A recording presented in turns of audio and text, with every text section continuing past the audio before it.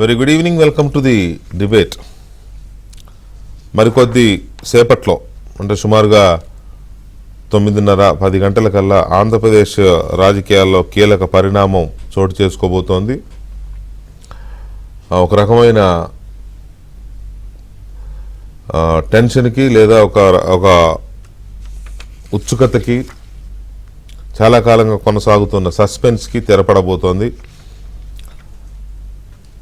పొత్తు పొడవబోతోంది.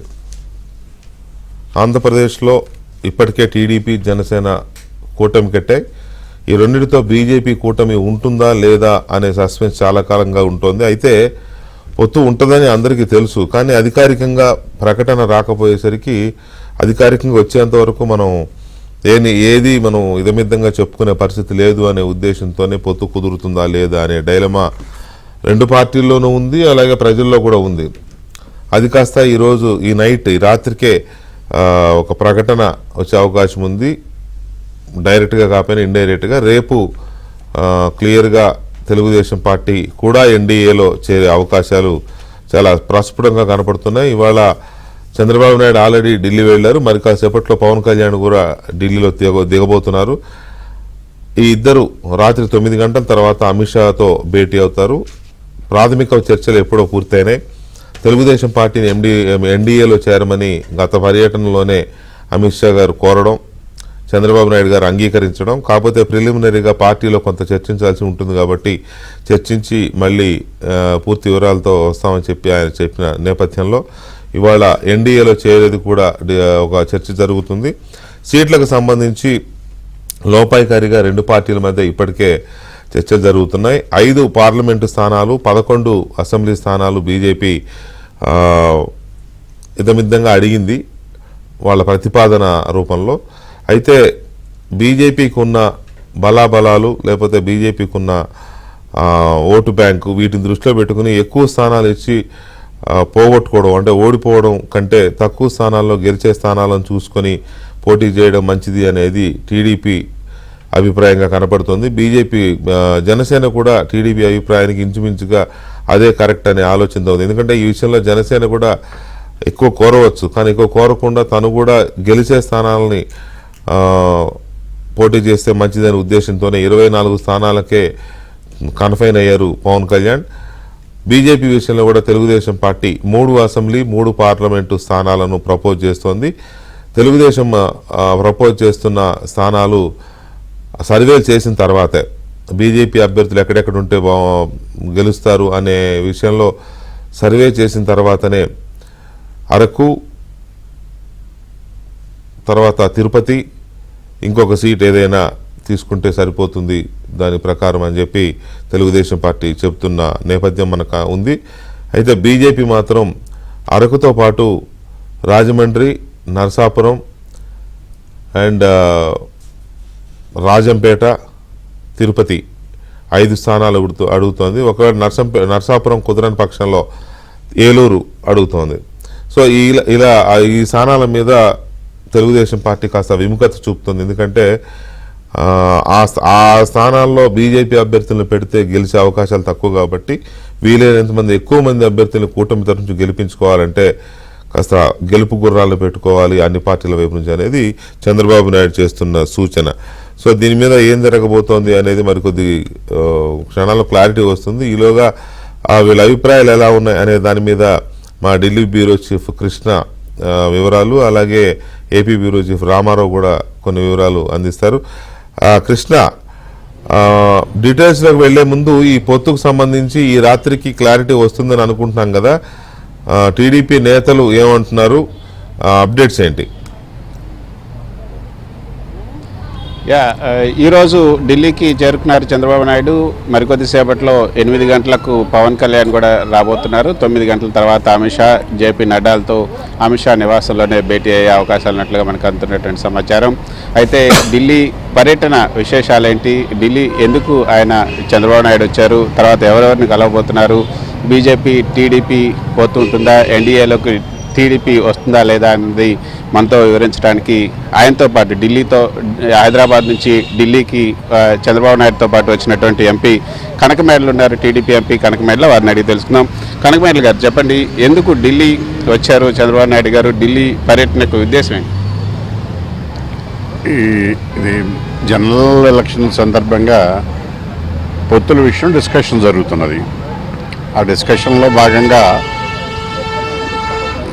ఆహ్వానం మేరకు చంద్రబాబు నాయుడు గారు వచ్చారు. చంద్రబాబు నాయుడు గారు చర్చల ధర్మిలా, ఎందుకంటే జనసేనతో ఆల్రెడీ మాకు పొత్తుంది. ఈ పొత్తులు ఎన్నికల ముందు ఆంధ్రప్రదేశ్లో జరుగుతున్నటువంటి ఈ దుర్మార్గ పాలన నుంచి ప్రజలకు విముక్తి కలిగించడానికి ప్రజా వ్యతిరేక ఓటు, అంటే ప్రభుత్వ వ్యతిరేక ఓటు ప్రజల వైపు నుంచి చెల్లకుండా ఒక లక్ష్యంతో జగన్మోహన్ రెడ్డి పాలనని వదిలించుకోవడానికి రాష్ట్ర ప్రజలు సిద్ధంగా ఉన్నప్పటికీ కూడా దాన్ని ఏ రకంగా ఓటు, ప్రభుత్వ వ్యతిరేక ఓటు చెల్లకుండా అందరూ యునైటెడ్గా ఉండి ఏ రకంగా చేయాలనేటటువంటి విషయాన్ని ఒక లక్ష్యంగా పెట్టుకొని పొత్తు పెట్టుకున్నాం జనసేనతో. ఆ మేరకు కొన్ని సీట్ల అంగీకారానికి కూడా వచ్చాం. అలాగే బీజేపీ విషయం కూడా గత అనేక సంవత్సరాల నుంచి నలుగుతూ ఉంది. పొత్తు విషయం సమయం ఆసన్నమైనది, ఎన్నికల షెడ్యూల్ రాబోతున్నది. ఈ టైంలో బీజేపీ వారి ఆహ్వానం మేరకు బాబు గారు ఢిల్లీ రావడం జరిగింది. ఇప్పుడు అవి కూడా చర్చలు జరిగించుకుని ఒక కొలిక్కి తీసుకొచ్చి ఎన్నికలకు సమాయత్తం అయ్యి ఈ దుర్మార్గ ప్రభుత్వాన్ని, పాలనని నుంచి ఆంధ్రప్రదేశ్ ప్రజలను విముక్తి చేయాలనేటటువంటి ఏకైక లక్ష్యంతో ఎన్నికల పొత్తులు కానీ సీట్లు కానీ ఆధారపడి ఉంటుంది. లక్ష్యం ఏమిటి, దానికి పాలసీ ఏమిటి అనే దాన్ని బట్టి అనుసరించవలసిన విధానాలు, విధి విధానాలన్నీ కూడా డిసైడ్ చేసుకుని జనసేన, టీడీపీ ఆల్రెడీ అంగీకారానికి వచ్చినాయి కాబట్టి బీజేపీతో కూడా పొత్తు విషయాలు చర్చలు జరుగుతున్నాయనేటువంటి ఆలోచనలో అందులో భాగంగా బాబు గారు ఇక్కడ రావడం జరిగింది. టీడీపీ ఎన్డీఏలో చేరినట్టే అనుకోవచ్చా?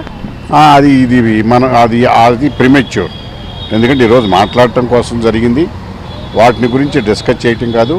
ఎన్నికల సందర్భంగా అనుసరించవలసిన విధి విధానాలు, దానిలో పార్టీ ఏ రకమైనటువంటి స్టాండ్ తీసుకోవాలి, పాలసీ అనేటువంటి విషయాలు మీటింగ్ తర్వాత, చంద్రబాబు నాయుడు గారి మీటింగ్ తర్వాత ఒక అవగాహనకు వస్తాం. బిజు జనతాదళ్తో కూడా ఇదే విధంగా జరిగింది. అంటే అక్కడ కూడా 21 సీట్లలో 17 సీట్లు ఇటు బీజేపీ పోటీ చేస్తుంది, 7 సీట్లు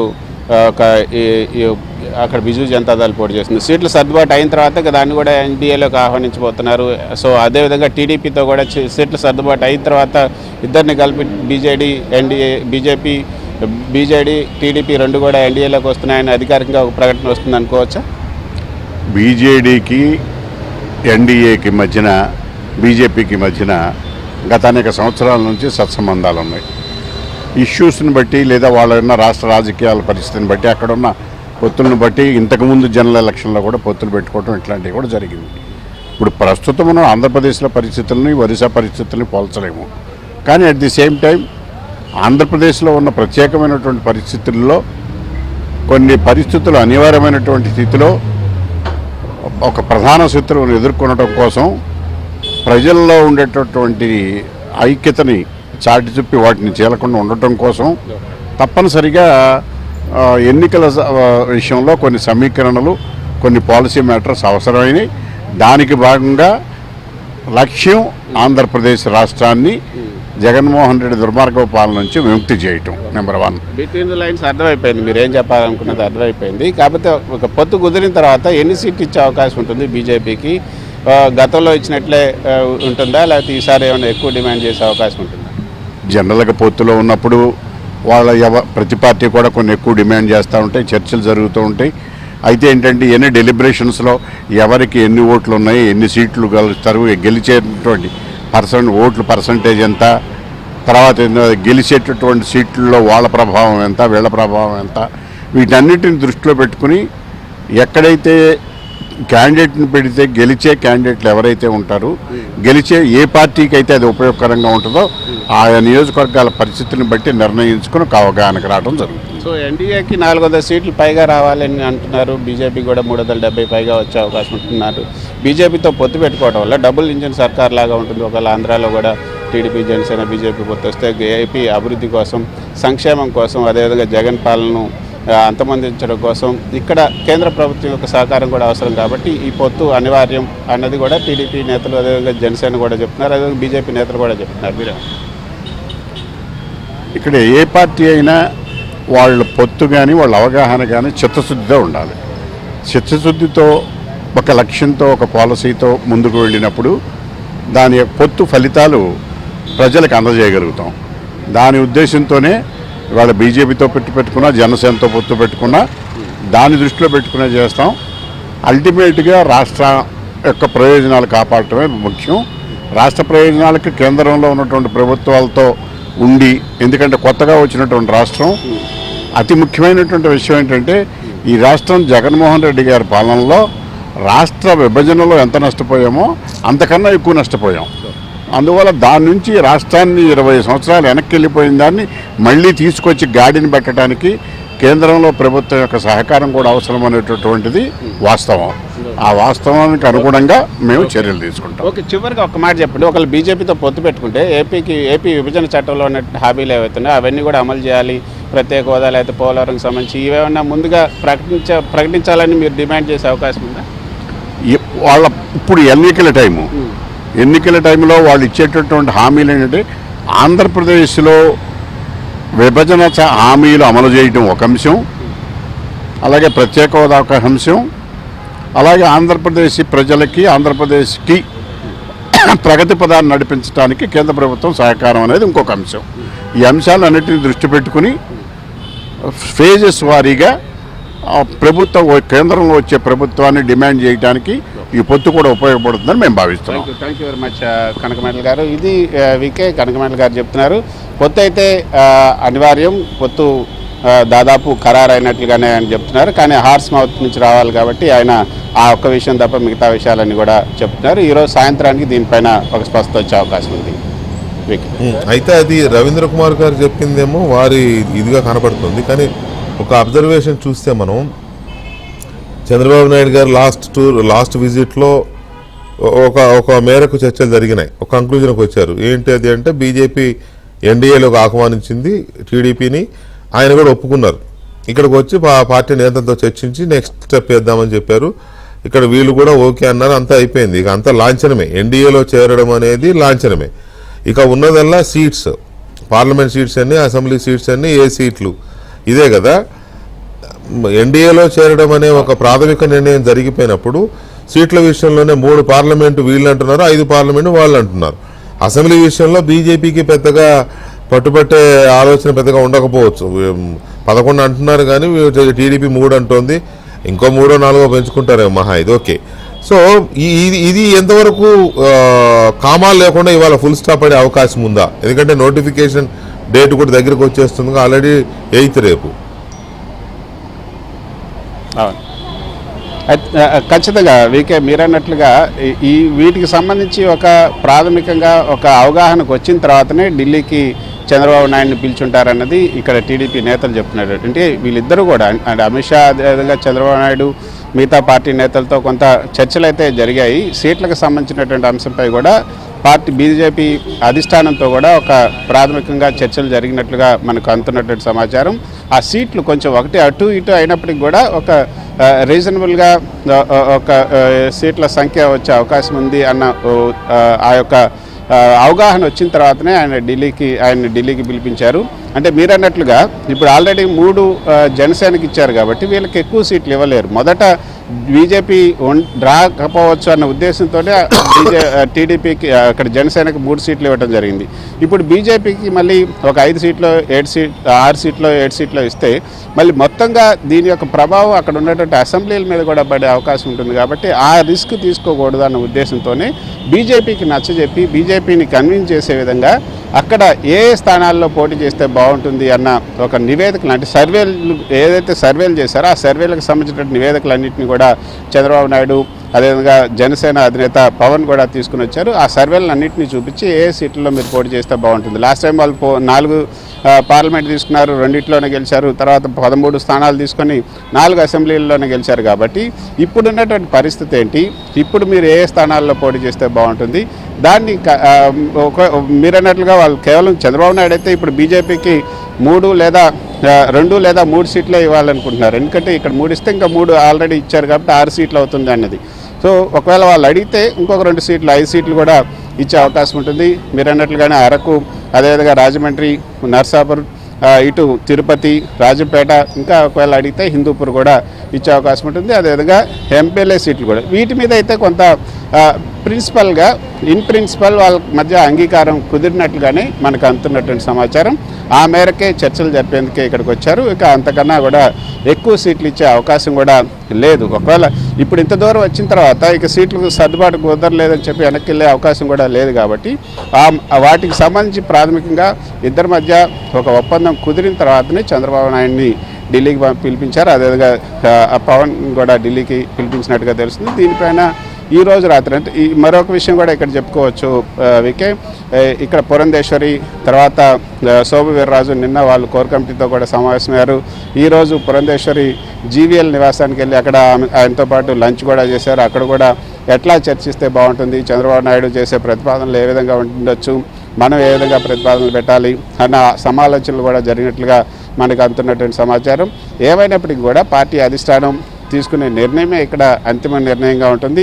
ఇంకొక విషయం ఏంటంటే అసలు మొదటైతే అసలు టీడీపీ జనసేనకు సంబంధించి వాళ్ళిద్దరి మధ్య పోతుంది కాబట్టి వాళ్ళు వెళ్తారనుకున్నారు, బీజేపీ రాదు అనుకున్నారు. కానీ ఎప్పుడైతే 400 సీట్లు దాటి ఎన్డీఏ 400 సీట్లు దాటి రావాలనుకున్నారో, ఇది బీజేపీకి 370 సీట్లు దాటి రావాలనుకున్నారో, ప్రధాని అనుకున్నారో, ఆ తర్వాతనే ఈ యొక్క పాత మిత్రులందరినీ కూడా కలుపుకోవాలన్న ఒక ఆలోచన బీజేపీకి వచ్చింది. ఆ తర్వాతనే టీడీపీని బీజేపీ అప్రోచ్ అయింది.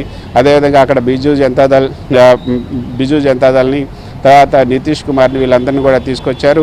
రేపు ఆర్ఎల్డీని కూడా యూపీలో ఆర్ఎల్డీకి 2 సీట్లు ఇచ్చారు. 80 సీట్లలో 2 సీట్లు ఆర్ఎల్డీకి ఇచ్చారు.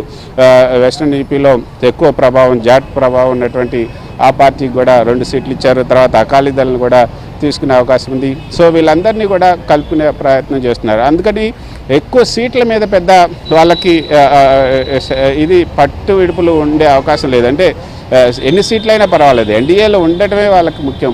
సో ఎన్డీఏకి ఫిగర్ చూపించుకోవాలనే ఉద్దేశంతోనే ఈ విధంగా అధిష్టానం కొంత పట్టు విడుపుల్ని ప్రదర్శించే అవకాశం ఉంటుందని చెప్తున్నారు. అదేవిధంగా చంద్రబాబు నాయుడు ఇచ్చినటువంటి 4-5 సీట్లు ఏవైతే ఉన్నాయో వాటి మీదనే దాదాపు ఖరారయ్యే అవకాశం ఉన్నట్లుగానే మనకు అందుతున్నటువంటి సమాచారం.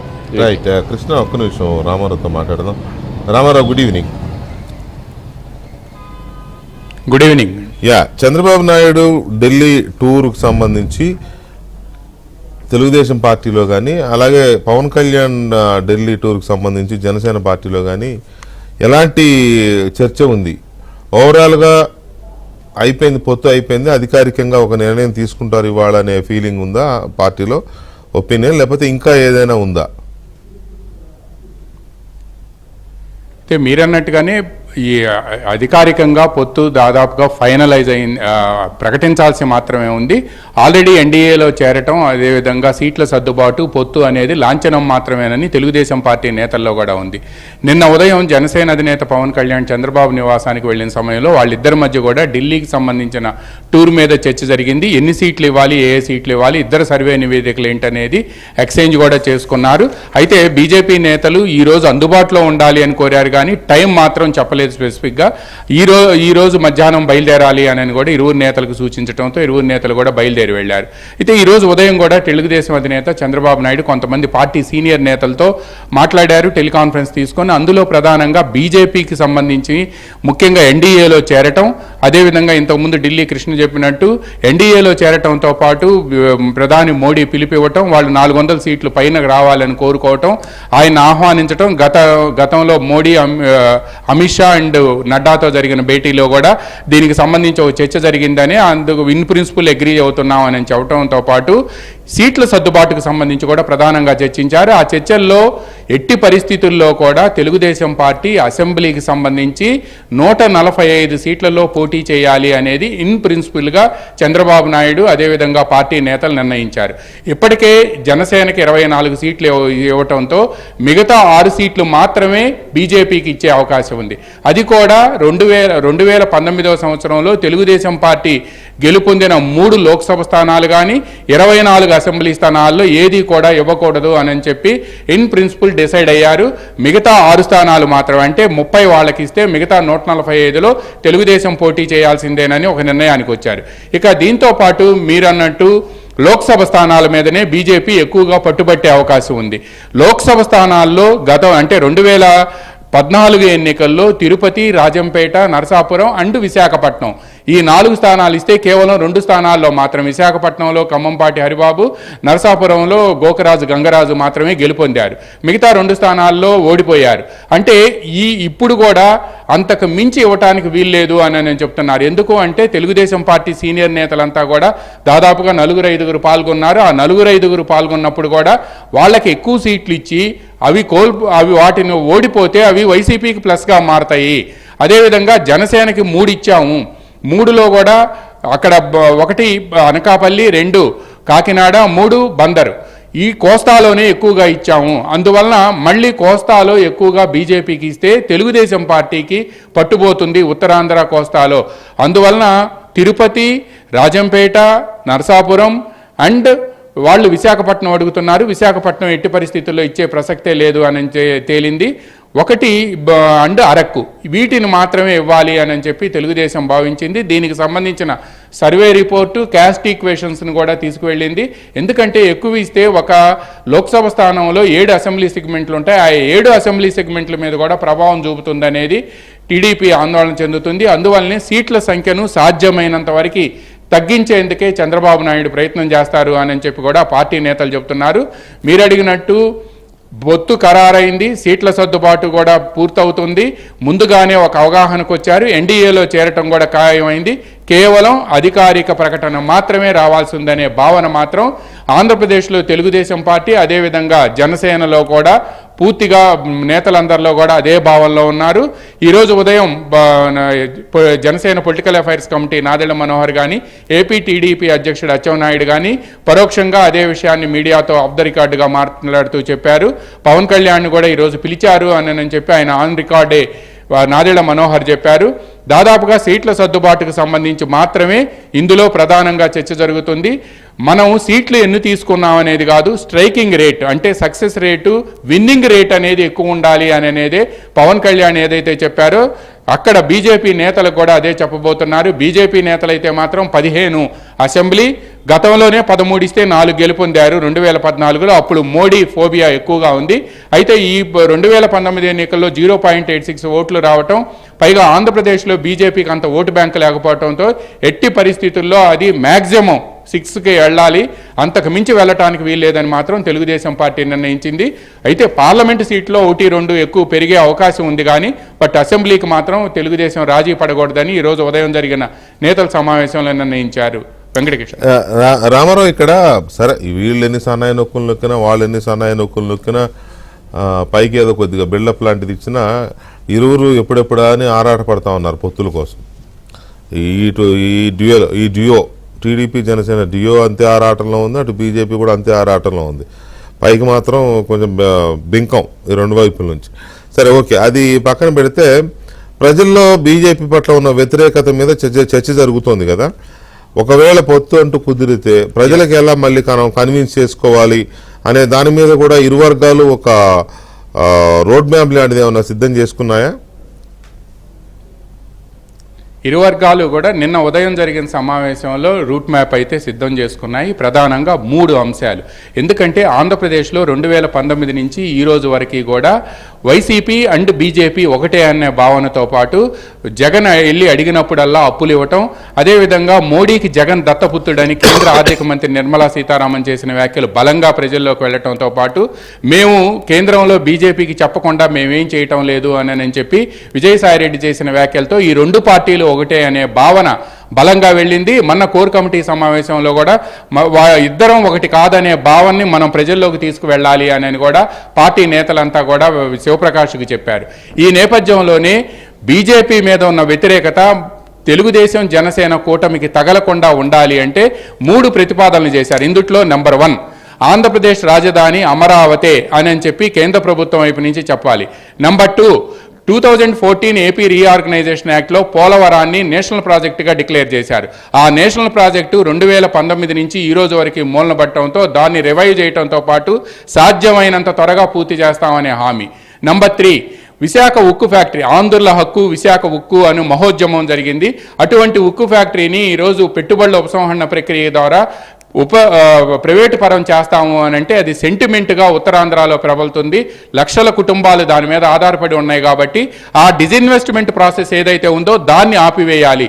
ఈ 3 ప్రకటనలు కూడా బీజేపీ నేతలు చేయాలి అని చెప్పి కూడా ఈ రూట్ మ్యాప్ ప్రకారం వెళ్తేనే బీజేపీ వైసీపీ ఒకటే అనే భావన, తద్వారా బీజేపీ మీద ఉన్న వ్యతిరేకత ప్రజల్లో తగ్గుతుంది. అప్పుడు ఈ 3 పార్టీలకు సంబంధించి 2014 కాంబినేషన్ 10 సంవత్సరాల తర్వాత రిపీట్ అయితే ఈ కాంబినేషన్ని ప్రజలు ఆమోదించే అవకాశం ఉంది అనేది జనసేన అధినేత పవన్ కళ్యాణ్, టీడీపీ అధినేత చంద్రబాబు నాయుడు భావించారు. ఇదే ప్రతిపాదనని కేంద్ర ప్రభుత్వం వద్ద ప్రధానంగా కేంద్ర హోంమంత్రి, కేంద్రంలో నెంబర్ 2గా ఉన్న అమిత్ షా వద్ద పెట్టాలి అని చెప్పి కూడా నిర్ణయించారు. ఈ మేరకు అంటే 17వ తేదీన చిలకలూరుపేటలో భారీ బహిరంగ సభ ఏర్పాటు చేశారు 10 లక్షల మందితో. ఆ రోజు మేనిఫెస్టోతో పాటు ఇవన్నీ అనౌన్స్ చేయబోతున్నారు. అయితే పవన్ కళ్యాణ్ మాత్రం ఒక కీలకమైన ప్రశ్న లేవనెత్తినట్టు తెలిసింది. 17వ తేదీ కంటే నోటిఫికేషన్ వస్తుంది కాబట్టి ఈ లోపే ఒక సభ ఏర్పాటు చేసో లేకపోతే ఒక ప్రకటన రూపంలోనో లేకపోతే కేంద్ర హోంమంత్రి అమిత్ షానో ఇస్తే బాగుంటుంది అని చెప్పారు. ఈరోజు వాటన్నిటికి సంబంధించిన డిస్కషన్ కూడా జరిగే అవకాశం ఉంది. Right, thank you very much Ramarao. ఇక మనం ఈ పొత్తు కుదురుతోంది కాబట్టి కుదురుతోంది అనేది ఇంకా సస్పెన్స్లో పెట్టడం కరెక్ట్ కాదు, కానీ సీట్లు అనేది వాళ్ళు చూసుకుంటారు. పొత్తు అయితే కుదిరిపోయింది. ప్రజలకి ఏం చెప్తారు, ఎలా ప్రజల్ని కన్విన్స్ చేయబోతున్నారు, ప్రజలకు ఉన్న సందేహాలను ఎలా తీర్చబోతున్నారు? 2014లో కలిసి పోటీ చేసిన, అఫ్కోర్స్ జనసేన అప్పుడు ఎన్నికల బరిలో లేకపోయినా ఈ 3 పార్టీలు కలిసి పనిచేసాయి అప్పుడు. మళ్ళీ ఇప్పుడు అదే హిస్టరీ రిపీట్ అవుతోంది కాబట్టి పొత్తుకు సంబంధించి అదే గెలుపు కూడా రిపీట్ అవుతుందనే నమ్మకం చాలా బలంగా ఉంది ఆంధ్రప్రదేశ్ వర్గాల్లో, ప్రజల్లో.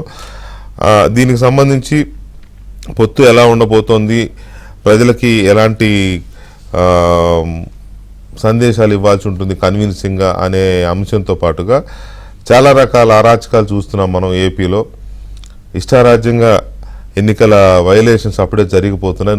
మళ్ళీ షెడ్యూల్ వస్తే చేయడం కుదరదని ఇప్పుడే పంపిణీ జరిగిపోతూ ఉన్నాయి. కుక్కర్లంట, చీరలంట, ఇంకేవో ఇవాళ క్యాష్ పార్సెల్స్ కూడా ఇచ్చేశారు ఇవాళ. సో ఇలా వైసీపీ ఇప్పుడే దారులు ఎత్తుక్కుంటుంది. మరి వీటన్నిటికీ పొత్తు కుదిరింది అని చెప్పిన తర్వాత ఏమన్నా బ్రేక్ పడుతుందా? ఎన్నికల కమిషన్, కేంద్ర ఎన్నికల సంఘం ఎందుకు కళ్ళు మూసుకొని కూర్చుంది ఇన్ని జరుగుతూ ఉంటే అనేది కూడా ఎవరికి అర్థం కాని పరిస్థితి. ఇలాంటి అంశాలన్నీ చాలా ఉన్నాయి మనం చర్చించాల్సినవి. అంతే కదా, అంతేనా? ఇంకేమి శశిబిషలు అంటే పొత్తు విషయంలో శశిబిషలు ఎవరికి లేవులే. ఇంకా పొత్తు కుదిరిపోయిందని మాకు అర్థం, ఇప్పుడు కాదు ఎప్పుడో అర్థమైంది. కానీ గఫూర్ గారు పాపం ఎప్పటి నుంచో చెప్తా ఉన్నాడు జాగ్రత్త అని, కానీ మీరు ఎవరు వినలే. అయిపోయింది, పొత్తు కుదిరింది. సరే, అది మీ పార్టీలా ఉండే అంచనాల మీద ఉంటాయి. కానీ సీట్ల విషయంలో ఎక్కువ సీట్లు లాస్ అవ్వకూడదు, ఎవరు పోటీ చేసి పంచుకోవడంలో సీట్లు లాస్ అవ్వకూడదు అనేది మీ ఫార్ములా. ఆ ఫార్ములాకి ఒక రకంగా పవన్ కళ్యాణ్ కొంత కన్విన్స్ అయ్యే కదా. నిజానికి ఆయన మీద చాలా ప్రెషర్ ఉండింది. 40 కావాలి, 45 కావాలి, 35 కావాలి, ఇట్లా రకరకాలుగా ఉన్నాయి. కానీ విన్నింగ్ పర్సంటేజ్ ఎక్కువ ఉండాలనే ఉద్దేశంతోనే కదా 24కి ఆయన కన్ఫైన్ అయింది. మరి బీజేపీని కూడా అలా చేయగలరా? గుడ్ ఈవినింగ్ వెంకటేష్ గారు. పొత్తుల అంశంలో కుదిరిందా అంటే ఆల్మోస్ట్ ఏందిలే కుదిరింది. నెంబర్ ఆఫ్ సీట్స్ విషయంలో పెండింగ్ ఉంది. ఒకటి కుదిరిందంటే నేను చెప్తున్నానంటే టీడీపీ పార్టీ కార్యకర్తగా నేను ఒకటే చెప్తున్నాను వెంకటేష్ గారు, పార్టీ ఏ నిర్ణయం తీసుకున్నా పార్టీలో అందరం కూడా పార్టీ అధిష్టానానికి సహకరిస్తాము, వారు చెప్పినట్టు నడుచుకుంటాం. అందులో ఎటువంటి టీడీపీ పార్టీలు అయితే ఎటువంటి పార్టీలు మాత్రం అలా ఉంటుంది, అలా చెప్తారు. నేను మా పార్టీ ప్రతినిధిగా నేను చెప్తున్నాను. సో ఒకటి. రెండోది వచ్చేసరికి సీట్ల విషయంలో డెఫినెట్గా పార్టీ బలాబలాన్ని బట్టి సీట్లు ఉంటాయి. ఎందుకంటే పవన్ కళ్యాణ్ గారే క్లియర్గా చెప్పడం జరిగింది. 1-2 సందర్భాలు చెప్పడం జరిగింది. ఏంటి, లాస్ట్ టైం నేను పోటీ చేస్తే నేనే ఓడిపోయానని, అదేవిధంగా జనసేన పోటీ చేసిన స్థానాల్లో 21 స్థానాల్లో మాత్రమే వాళ్ళకు డిపాజిట్ రావడం జరిగింది. ఏది అంటే విత్ అలయన్స్, అప్పుడు కమ్యూనిస్టులతో కలిసి పోటీ చేస్తే. సో ఆ నేపథ్యంలో వారికి ఎక్కడ డిపాజిట్లు వచ్చినవి, ఎక్కడ కొంచెం మంచి ఓట్లు వచ్చినాయి అవి చూసుకొని వారు కరెక్ట్గా ఆ నెంబర్కు 24కు నిజంగా వాస్తవంగా పవన్ కళ్యాణ్ గారు అడిగితే ఇంకా 2-3 అంటే నాకు తెలియదు, కానీ సీట్లు అయితే ఎక్కువ ఇవ్వడానికి అవకాశం ఉంది. బట్ తీసుకొని కూడా ఉదాహరణకి అంటే కొన్ని సందర్భాల్లో వెంకటకృష్ణ గారు ఇది గొప్ప పోవడం కాదు, కానీ 170 స్థానాలకు మేము 2019లో పోటీ చేసినాం, 40% ఓటింగ్ వచ్చింది. ఎన్ని స్థానాలు గెలిచినాము? 23 కదా మరి. సో అలాంటప్పుడు ఎక్కువ సరే ఆ రోజు అంటే మాకు పోటీ చేసినాం. అదేవిధంగా ఈరోజు బీజేపీ అయినా పవన్ కళ్యాణ్ గారు అయినా సరే క్లియర్గా అర్థం చేసుకున్నారు. పవన్ కళ్యాణ్ గారు అర్థం చేసుకోకపోతే ఎన్ని సీట్లో పోటీ చేసాం అనేది కాదు ముఖ్యం, ఎన్ని గెలవడం అనేది ముఖ్యం. ఎందుకంటే ఈరోజు మేము మా కూటమి ఓడిపోయే ప్రతి సీటు కూడా వైసీపీకి వెళ్తుంది, ఇక వేరే పార్టీకి వెళ్ళడానికి అవకాశం లేదు. అపోనెంట్ పార్టీ వైసీపీ పార్టీ కాబట్టి అది ఓట్లు చీరినా లేకపోతే ఏదైనా ఒక్క సీటు పోయినా కూడా ఇప్పుడు కాంగ్రెస్ కమ్యూనిస్టులకు వెళ్ళడానికి అవకాశం ఉందనుకోండి, ఒక పద్ధతి ఉంటుంది. ఇక్కడ అవకాశం లేదు ప్రస్తుతానికి, వాళ్ళు తక్కువ ఎక్కువ అని పక్కన పెడితే అవకాశం లేదు. సో అవకాశం లేనప్పుడు ఏమవుతుంది, ఏ ఒక్క సీటు ఓడిపోయినా కూడా అది వైసీపీకి వెళ్తుంది. మన ఉద్దేశమే కూటమి ఉద్దేశమే వైసీపీ గెలవకూడదని కదా. అవును. అలాంటప్పుడు మన బలాబలాలు చూసుకోకుండా ఊరక నెంబర్ కోసం మేము తక్కువ అని చెప్పేసి సీట్లు అడిగి ఓడిపోయి ఇగోకి వెళ్ళి ఎవరి చేతిలో పెడుతున్నాం మళ్ళీ తీసుకెళ్ళి దాన్ని? వైసీపీకే కదా. ఉద్దేశం ఏంటి? అది కాదు కదా, అది గెలవకూడదని మనం ఈరోజు కలిసి పోటీ చేస్తున్నాం. ఇది రెండోది వచ్చేసరికి నేను ఇందా చెప్పాను, మా పార్టీ అయితే క్లియర్ ఉంది. వెంకటకృష్ణ గారు మీరు ఎంత అన్నారు కదా, వాళ్ళు ఉంటారు నాకు తెలిసి, మరి వైసీపీ వాళ్ళు ఎట్లా యాక్సెప్ట్ చేస్తారో లేదు మా పొత్తు నాకు అర్థం కావట్లేదు. ఎందుకంటే మాకంటే తెగ బాధపడిపోతున్నారు వాళ్ళు. అయితే గీతే యాక్సెప్ట్ చేయరు, వాళ్ళు చేయొద్దనే జగన్మోహన్ రెడ్డి గారు చాలా ట్రై చేశాడు కదా. వాళ్ళకి ఎందుకు బాధ? మోదీ గారి దగ్గరికి వెళ్ళి చాలా ప్రెషర్ కూడా చేశాడంట, పొత్తు పెట్టుకోకుండా. వారు గఫూర్ సార్ ఉన్నారు, రాష్ట్ర ప్రయోజనాలు దృష్ట్యా లేకపోతే ఇంకొక నేపథ్యంలో మాకు సూచనలు చేస్తున్నాం, మేము సూచనలు తీసుకుంటాం. కలవకూడదు ఆగర్భ శత్రుత్వంలే వాళ్ళ ఆ కాంటెస్ట్ వేరు. రాష్ట్ర ప్రయోజనాల దృష్ట్యా కూడా గఫూర్ గారు ఏంటంటే ఇంతకుముందు చాలా డిబేట్లలో ఉన్నాం కదా, చెప్పారు వాళ్ళు, మీరు చూసుకోండి మేము నష్టపోతాం అన్న కాంటెస్ట్లో చదువుతుండే ఆయన. వద్దని కాదు, ఒకవేళ బాగుంటే రాష్ట్ర ప్రయోజనాల దృష్ట్యా కలిసినా పర్లేదు అన్నట్టు ఎంప్లాయిడ్ మీనింగ్ చెప్పాడు, డైరెక్ట్ చెప్పలేదు. కానీ ఎఫెక్ట్ మీ మీద పడకుండా చూసుకోండి అన్న ఉద్దేశంతో చాలా సార్లు వారు సూచన చేశారు. మీరు చెప్పినా కూడా మా పార్టీలో అది డిస్కస్ చేశాం సార్, మీరు చెప్పిన సూచనలు కూడా మేమేం దాన్ని తప్పు అనుకోలేదు. అయితే ఈరోజు వైసీపీ వాళ్ళు తెగ బాధపడిపోతుండ్రు. నేను అదే చెప్తాను, మాకులే అయితే గీత మాకు ఉండాలి బాధ వెంకటకృష్ణ గారు. ఎందుకంటే సీట్లు మేము ఇవ్వాలి అంటే పొత్తులో భాగంగా ఎట్లా ఉంటుందండి బాధ, మీరు కలిస్తే ఆయన ఇంకా దారుణంగా ఓడిపోతాడని ఆయనకు అర్థమైంది, అందుకని ఎక్కువ బాధపడుతున్నాడు. ఆ బాధ ఒక ఆస్పెక్ట్. సో అయితే గీతే సీట్లు పోయేది తగ్గేది పొత్తులో భాగంగా మాకు తగ్గుతాయి, మాకు లేని బాధ వాళ్ళకి ఎందుకు? ఇక రెండోది ఎవడు కలవాలా ఎవడు కలవకూడదని వాళ్ళు ఎవరు డిసైడ్ చేయడానికి ఇంకో కొత్త నినాదం అనుకున్నారు. టీడీపీ బీజేపీతో కలిసింది బయటకు వచ్చింది, టీడీపీకి విలువలు లేవంటారు. నీకు దమ్ము ఉంటే మేము ఎన్నిసార్లు కలిసి విడిపోయినామో బీజేపీ కూడా అన్నిసార్లు కలిసి విడిపోయింది కదా, కాదా? దమ్ముంటే అనుమానం ఎవరినో అనుమానం వచ్చేసి ఇప్పుడు రఘురాం గారు కూడా టీడీపీ కలిసి వెళ్ళిపోయింది అంటాడు. మేము ఎన్నిసార్లు కలిసినా మీరు కూడా ఎన్నిసార్లు కలిసారు, మేము ఎన్నిసార్లు విడిపోయినా మీరు ఎన్నిసార్లు విడిపోయారు. ఒక్క చేతో చప్పట్లు రావు, ఎవడు కూడా బలవంతంగా కలవలేడు, బలవంతంగా విడిపోలేరు కదా. ఇద్దరు విడిపోవడం అన్న బలవంతంగా విడిపోతారే కానీ కలవడం మాత్రం బలవంతంగా కలవలేరు కదా. నువ్వు ఎంత కీ ఇచ్చినా జగన్ అనే బొమ్మ మోడీని తిట్టదు, అదే చూద్దాం. అంటే పెద్ద తోపులు గీపులు అని చెప్తా అంటారు కదా, చూద్దాం. ఒకటే వైసీపీలో గుర్తుపెట్టుకోవాల్సిందంటే మేము ఎన్నిసార్లు కలిసినామో బీజేపీ కూడా అన్నిసార్లు కలిసింది, మేము ఎన్నిసార్లు విడిపోయినామో బీజేపీ కూడా అన్నిసార్లు విడిపోయింది. కొంతమంది బీజేపీలో కూడా గుర్తుపెట్టుకోవాల్సిన అంశం ఏంటంటే సందర్భం వచ్చింది కాబట్టి చెబుతున్నాను, ఇఫ్స్ అండ్ బట్స్ ఉండకూడదు. ఒకసారి కలిస్తే కలిసినట్టుగా పనిచేయాలి, కలవకపోతే తీసేసేయి. ఇప్పుడు కలుస్తున్నాము కలిసినట్టుగానే పనిచేయాలి. నీ ఇష్టమో నా ఇష్టమో కాదు, పార్టీ అధిష్టానం నిర్ణయం తీసుకున్న తర్వాత party is high command for anybody everybody. So అలాంటప్పుడు ఈరోజు ఒకవేళ టీడీపీ కలుస్తుంది అనుకో, బీజేపీ ఒప్పుకోకపోతే టీడీపీ కలుస్తుందా? ఇంకా ఏదో 1-2% మేము ఒప్పుకోకపోయినా బీజేపీ ఒప్పుకుంటే మేము కలవాల్సి వస్తుంది. కానీ ఆ సినిమాలో ఏదో చెప్పినట్టు వాళ్ళు ప్రేమిస్తే మేము ప్రేమించబడాల్సి వస్తుంది, మేము ప్రేమిస్తే వాళ్ళు ప్రేమించబడాల్సిన అవసరం లేదు. ఎందుకంటే ప్రాక్టికల్గా మాట్లాడుకుంటే సిచ్యువేషన్స్ అదే కదా. ఈరోజు జాతీయ పార్టీ బీజేపీ బలంగా ఉన్న పార్టీ, వాళ్ళు కోరుకుంటే మేము కలవాల్సి వస్తాం కానీ మేము కోరుకుంటే వాళ్ళు కలవడానికి మిమ్మల్ని ప్రేమిస్తే మీరు ప్రేమించాల్సి వస్తుంది, అంతే కదా. లేకపోతే పేక పిసికి చంపేస్తుంది, అంతే కదా. అది కూడా ఓవర్గా మాట్లాడుకుంటే అది కూడా అంతే కదా.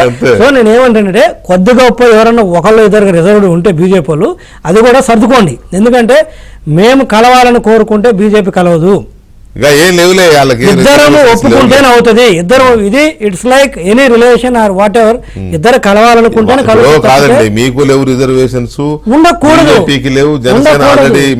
మీరు కలిసిపోయారు ఉండకూడదు. ఉంటే ఎందుకంటే అలాంటప్పుడు లేదు. ఈ రోజు ద్వాదశి అనుకుంటా, ఈ రోజు మంచి రోజు. అది కూడా ఉందా నీకు? నాకైతే ఉంది. నాకు తెలియదు, నిజంగా తెలియదు. సో మేబీ అనౌన్స్మెంట్ వస్తుంది అనుకుంటున్నాను. మరి రేపు అమావాస్య కదా, అమావాస్య రేపు త్రయోదశి, ఎల్లుండి చతుర్దశి, ఆ తర్వాత ఇంకా టైం ఉంది. సో మేబీ మరి నార్త్లో అది ఉందో లేదో నాకు తెలియదు. అన్ని చూసి బొట్టు పెట్టే వస్తారులే అన్ని. రైట్. రఘు గారు good evening. Good evening. Good evening. So ఇంకా ఈ సస్పెన్స్ కు తెరబడినట్టే అని చెప్తున్నారు కదా అందరూ. సో మీకున్న సమాచారం ఏంటి? సీట్ల విషయంలో ఏమన్నా పార్టీ నుంచి ఒక హింట్ ఏమన్నా ఉందా? సీట్లు రాష్ట్ర పార్టీ, తెలుగుదేశం పార్టీ ఇద్దరు మాడుకుంటారులేండి సీట్ల విషయంలో. మనం మాట్లాడుకునే సీట్లు డిసైడ్ చేయాలి కానీ చెప్తారు, ప్రజలకు చెప్తారు. ఒకటైతే భారతీయ జనతా పార్టీ ఒక దేశవ్యాప్తంగా ఒక హిస్టరీ ఉంది. అది వెంకటరెడ్డి కూడా మర్చిపోద్దు, శ్రీరెడ్డి కూడా మర్చిపోద్దు. ఎందుకంటే అకాలీదళ్ పంజాబ్ లో 27 సంవత్సరాలు మాతో ఉండి వెళ్ళిపోయింది, ఇవాళ మళ్ళీ వస్తుంది. నేను జాయిన్ చేసుకున్నాను. బీజేడీ మాతో చాలా సంవత్సరాలు పనిచేసింది, చాలా సంవత్సరాలు మళ్ళీ విడిపోయింది, మళ్ళీ ఇవాళ వస్తుంది, పొత్తు ఖరారైంది. దేశవ్యాప్తంగా దేశ ప్రయోజనాల కోసం మేము ఉన్నాము. రాష్ట్ర ప్రయోజనాలు రాష్ట్ర ప్రాంతీయ పార్టీలు వాళ్ళ రాష్ట్ర ప్రయోజనాలు వాళ్ళు ఉంటారు. దేశ ప్రయోజనాలు కాపాడాల బాధ్యత ఇవాళ కాంగ్రెస్ కన్నా, కమ్యూనిస్టుల కన్నా ప్రజల భుజస్కంధాల మీద, బీజేపీ మీద, నరేంద్ర మోడీ మీద పెట్టారు. కాబట్టి మూడవసారి హ్యాట్రిక్ దిశగా నరేంద్ర మోడీ కొనసాగుతున్నారు, ఆ దిశగా ఉన్నారు. గెలుపు ఖాయం అని అందరికీ తెలుసు. అయినప్పటికీ కూడా మాకు చిన్న ఎలక్షన్ అయినా, పెద్ద ఎలక్షన్ అయినా, ఒక మున్సిపాలిటీ అయినా, పార్లమెంట్ అయినా ఒకే విధంగా భారతీయ జనతా పార్టీ ఈ ఎస్పెషల్లీ గత కొన్ని దశాబ్దాలుగా ప్రయత్నం చేస్తూనే వస్తుంది. దానిలో భాగంగా ఈ మధ్యకాలంలో ఇంకా ఉధృతంగా నరేంద్ర మోడీ గారి యొక్క ఇమేజ్ కానివ్వండి, అమిత్ షా గారి యొక్క పనితనం, ఇద్దరు యొక్క ఇమేజ్, వాళ్ళ ఇద్దరు యొక్క స్వయంతో సంఘ ఏదైతే అనేక 97 సంవత్సరాల నుంచి దేశంలో సేవ చేస్తున్నటువంటి దానిలో భాగంగా ఇప్పటికి ప్రజలు ఇవాళ ఏ సంఘం ఉండాలి దేశంలో, బలమైనటువంటి భారతదేశ నిర్మాణంలో రాష్ట్రీయ స్వయం సేవక సంఘ యొక్క పాత్ర మర్చిపోలేం అని గుర్తించారు. కాబట్టి వివిధ రాష్ట్రాల్లో ఇవాళ గతంలో మా టార్గెట్ మీరు చూశారు, 283+ అనుకున్నాం, 283+ ఫస్ట్ టైం 2014 సాధించాం. 330 అనుకున్నాం, 330 సాధించాం 2019లో. అదే ఇవాళ 400 టార్గెట్, ఎన్డీఏతో 400, బీజేపీ సింగిల్ గా 350 పైచీలకు గెలవాలని లక్ష్యంగా పెట్టుకున్నాం. ఆ లక్ష్యం సాధించే దిశగా ముందుకెళ్తున్నాం ఇవాళ. అది గమనించాల్సిన అవసరం ఉంది. సో మీరు మమ్మల్ని ప్రేమించారా, మేము మిమ్మల్ని ప్రేమించామని కాదు, మనం కలిసి దేశాన్ని ప్రేమిస్తున్నాం. కాబట్టి దేశంలో ఒక బలమైన మోడీ కావాలి, బలమైన ప్రభుత్వం కావాలి, దేశం కూడా బలంగా ఉండాలి. ఇవాళ భారతదేశం యొక్క ఇవాళ ఎక్కడెక్కడ ఏ దేశాలు మామూలుగా ఒక బొట్టు పెట్టుకునే పరిస్థితి భయంకరంగా ఉన్న కొన్ని ముస్లిం దేశాలు మన ఉళ్ళు కడుతున్నారు. ఇంతకన్నా గొప్ప ఆ అదృష్టం భారతీయులకు ఏం లేదు. కమ్యూనిస్టులకి పాపం బాధగా ఉన్నప్పుడు కూడా వాళ్ళు కూడా యాక్సెప్ట్ చేసి తీరాల్సిన పరిస్థితులు వచ్చినాయి.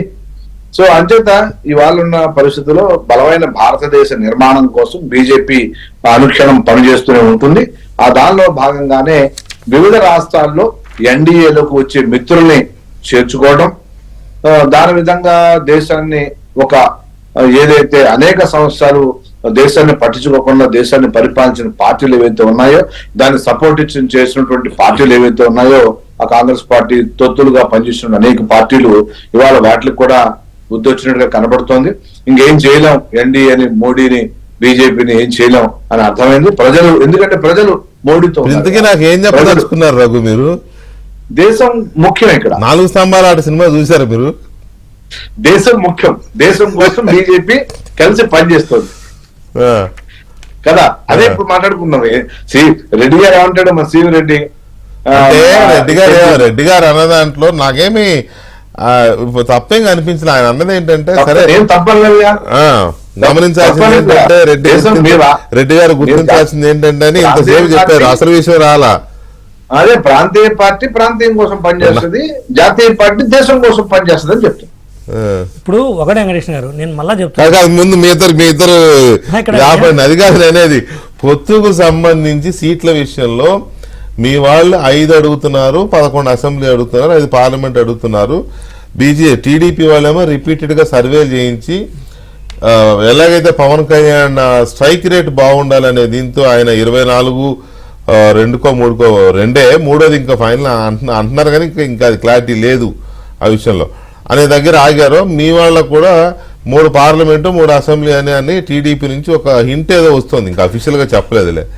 సో దానికి సంబంధించి మీకేమన్నా ఒక ఇండికేషన్? కాదు, మీరు చెప్పిన అంకె అయితే కాదు. ఓకే, అది కాదు. ఇంకా 3 కాకపోతే 4 ఏముందిలే కానీ సరే నెంబర్ పైసలు మాత్రం కాదు. సరే కొద్దిగా అటు ఇటుగా ఉంటాయిలే, ఏముంది దానిదే ఉందిలే కానీ. సరే ఎనీవే, అదే గఫూర్ గారు, సరే ఎవరికి ఇష్టం ఉన్నా లేకపోయినా కొన్ని జరిగిపోతుంటాయి రాజకీయాల్లో. ఆ జరిగేవి కూడా ఏదో ఫెయిల్ అయిపోతాయని అనడానికి కూడా లేదు. గతంలో ఈ కాంబినేషన్స్ అన్ని జరిగినవే, ప్రజలు చూసినవే, ప్రజలు ఓట్లు వేసినవే, ప్రజలు గెలిపించినవే, అధికారంలోకి వచ్చినవే. కాకపోతే దీని మీద రాష్ట్రంలోని ప్రజలు ఎలా రియాక్ట్ అవుతారంటం కంటే ఒక సెక్షన్ ఆఫ్ పొలిటికల్ పార్టీస్ మీలాంటి పార్టీలు కానీ లేకపోతే కొంత ఇంటలెక్చువల్ కమ్యూనిటీస్ కానీ ఎలా రియాక్ట్ అవుతాయనే దాని మీద కొంత ఆసక్తికరమైన చర్చ అయితే ఉంది. దీని మీద ఈ పొత్తు కుదిరింది, ఆల్రెడీ కుదిరింది. బీజేపీ కూడా జనసేన టీడీపీ కూటమితో కలవడం మీద మీ ఒపీనియన్ ఏంటి? వెంకటకృష్ణ గారు, మిగతా పెద్దలకు కూడా నమస్కారం అండి. మీకు సహా ఇప్పుడు జీవిరెడ్డి గారు మధ్యలో అట్లా ఏం లేదు అన్నప్పుడు మాకు చాలా క్లియర్ గా 6 మాసాల ముందే మాకు ఇండికేషన్స్ ఉన్నాయండి. తెలుగుదేశం పార్టీ నాయకత్వం దాదాపుగా సరెండర్ అయిపోయింది అనేటువంటిది మాకు 6 మాసాల ముందే మాకు అంచనాలు ఉన్నాయి. ఆ రోజు నుంచి మేము హెచ్చరికలు చేస్తున్నాం. సరే, అల్టిమేట్ గా ఏ రాజకీయ పార్టీ అయినా తన ప్రయోజనాన్ని చూసుకుంటుంది, తనకు ఏది నచ్చితే ఆ మార్గాన్ని అవలంబిస్తుంది. కాబట్టి వాళ్ళు బీజేపీతో పోవడం అనేటువంటిది అది వాళ్ళ ఇష్టం. మీరు ఎట్లా పోతారు బీజేపీతో అని అడిగా మాకు కూడా ఏం లేదు. అయితే పాయింట్ ఏమిటంటే, ఇప్పుడు రఘురామ్ గారు ఏమంటున్నారు, ఇది దేశం కోసం అంటున్నాడు. జీవిరెడ్డి గారు ఏమంటున్నాడు, ఇది రాష్ట్రం కోసం అంటున్నాడు. దేశం కోసం, రాష్ట్రం కోసం 2014లో మీరు అందరు కలిసే ఉన్నారు కదా సార్. దేని కొత్త కలయిక కాదు కదా. మరి కొత్త కలయిక కానప్పుడు దేశం కోసం, రాష్ట్రం కోసం మీరు అంకిత భావంతో ఉంటే 2018లో ఎందుకు తగాదా పడి మామూలుగా ఇక భాష ఏం చెప్పాలనో కానీ ఒకరినొకరు ఆ రకంగా అంత తీవ్రంగా బజార్లో విమర్శించుకున్నారు కదా, ధర్మ పోరాట దీక్షలు చేసినారు కదా చంద్రబాబు నాయుడు గారు. మరి ఎందుకు ఆ రకమైనటువంటి తగాదాలు వచ్చినాయి? మరి ఇప్పుడు ఎందుకు కలుస్తున్నారు? ప్రజలకు ఏం సంబంధం లేదా? వారికి ఏమో 400 సీట్లు కావాలా, సౌత్ లో వాళ్ళకి దిక్కు లేదు, సౌత్ లో కొన్ని పార్టీలు కలవాలా. కాబట్టి తెలుగుదేశం పార్టీ ఈరోజు ఈజీగా వల్నరబుల్ ఉంది. కాబట్టి బ్లాక్ మెయిల్ చేసినా సరే లాబట్టుకుంటారు, జైల్లో వేపిస్తారు. వాళ్ళ స్ట్రాటజీ వాళ్ళకు ఉంది. వీళ్ళకి ఏంటంటే జగన్తో కొట్లాడే ధైర్యం లేదు. కాబట్టి బీజేపీ బలం ఉంటే మేము కొట్లాడతామని వీళ్ళు అనుకుంటున్నారు. కాబట్టి అధికారం కోసం అవకాశవాదం తప్ప దీంట్లో ప్రజలు ఎక్కడా, దేశం ఎక్కడా, రాష్ట్రం ఎక్కడా? ఇదేం కొత్త కలయిక కాదు, ఇన్స్పైరింగ్ కలయిక కాదండి. ఆంధ్ర రాష్ట్రానికి సంబంధించిన వరకు ఇది ఇన్స్పైరింగ్ కలయిక కాదు. ఎందుకంటే విభజిత ఆంధ్రప్రదేశ్ ప్రజలు ఈ రాష్ట్రం అభివృద్ధిని కోరుకున్నారు. ఈ రాష్ట్రం అన్యాయం అయిపోయింది. మన పిల్లలకు ఎక్కడ ఉపాధి అవకాశాలు లేవు. కాబట్టి ఈ రాష్ట్రానికి ప్రత్యేక హోదా కావాలా, కొన్ని పరిశ్రమలు రావాలా. ఇది రాష్ట్ర ప్రజల కోరిక. మీరు తెచ్చింది లేదు, వారు ఇచ్చింది లేదు. ప్రత్యేక హోదా మర్చిపోయిన చాప్టర్ది, అది ఇంకా మళ్ళా తిరిగి తెరవబడదు. ఇప్పుడు రామారావు గారు ఇంతకుముందు చెప్పారు, ఏమిటి వీళ్ళు మూడు అంశాలు అడిగే దాంట్లో ప్రత్యేక హోదా లేదు. విశాఖపట్నం షేర్లు ప్రైవేటైజ్ చేయము అనేటువంటిది ఒకటి, ఆ తర్వాత ఇంకేదో పోలవరం, అమరావతి ఇప్పటికే బీజేపీ ఒక స్టాండ్ తీసుకున్నది. మధ్యలో 3 రాజధానులు కాదు 30 రాజధానులు పెట్టుకుంటారు, మాకేం అభ్యంతరం అని చెప్పిన స్టాండ్ నుంచి అమరావతి రాజధాని ఇప్పుడు చెప్తున్నారు. అది కొత్తగా ఇంకా చెప్పాల్సిన పనే ఉంది దాంట్లో. ఆ రోజు చాలా పెద్ద సహాయం చేశారు. ఒక ముంతెడు నీళ్లు, ఒక పిడికెడు మట్టి ఢిల్లీ నుంచి వచ్చి ఇచ్చిపోయినారు. కాబట్టి రాజధాని నిర్మాణం నిజంగా కేంద్రం ఆ రోజే సీరియస్ గా ఉంటే అయిపోయి ఉండేది. కాబట్టి ఇక్కడ నేను విమర్శ కోసం వాడుకోవడం లేదు. మీరు అధికారం మీకు అక్కడ కావాలా, వీళ్ళకి అధికారం ఇక్కడ కావాలా, కాబట్టి మీ వెనకాల ఉండేటువంటి క్యాడర్ కు పోస్టులు కావాలా, ఇప్పుడు 3 అని ఏదో చెప్తున్నారు, 3 పార్లమెంట్ 3 అసెంబ్లీ. సార్ ఒకసారి ఐరావతంతో మీరు కలిసిన తర్వాత ఐరావతం స్థాయికి ఉండాలి కదా సార్. మీరు ఎవరితో కలుస్తున్నారు? కమ్యూనిస్ట్ పార్టీలతో కలిస్తే మీరు చెప్పవచ్చు అసలు మీకు బలం లేదు, 1 ఇస్తాం 2 ఇస్తామని. ఐరావతంతో కలుస్తున్నారు మీరు. కాబట్టి దాని గౌరవం తగిన పద్ధతులు ఇయ్యక తప్పదు, ఇయ్యకపోతే ముక్కు పిండి వసూలు చేస్తారు. అది ఏదో పైకి చెప్తారు కానీ ఎవరు గెలిచినా వాళ్ళే కదా సార్. ఇప్పుడున్న 25 వాళ్ళే కాదా? అదే ఆ 25 వాళ్ళకి కావు. ఎందుకంటే ఇప్పుడు ఇంతవరకు వాళ్ళకి చెల్లింది. ఇప్పుడు ఒకసారి మీరు టీడీపీతో తాళి కట్టుకున్న తర్వాత వైసీపీ వాడు చెప్పని బయటికి, వైసీపీని చెప్పనండి బయటికి, బీజేపీ సంగతి అంటే చూస్తాం 22 మంది మేము బీజేపీ చెప్పనండి.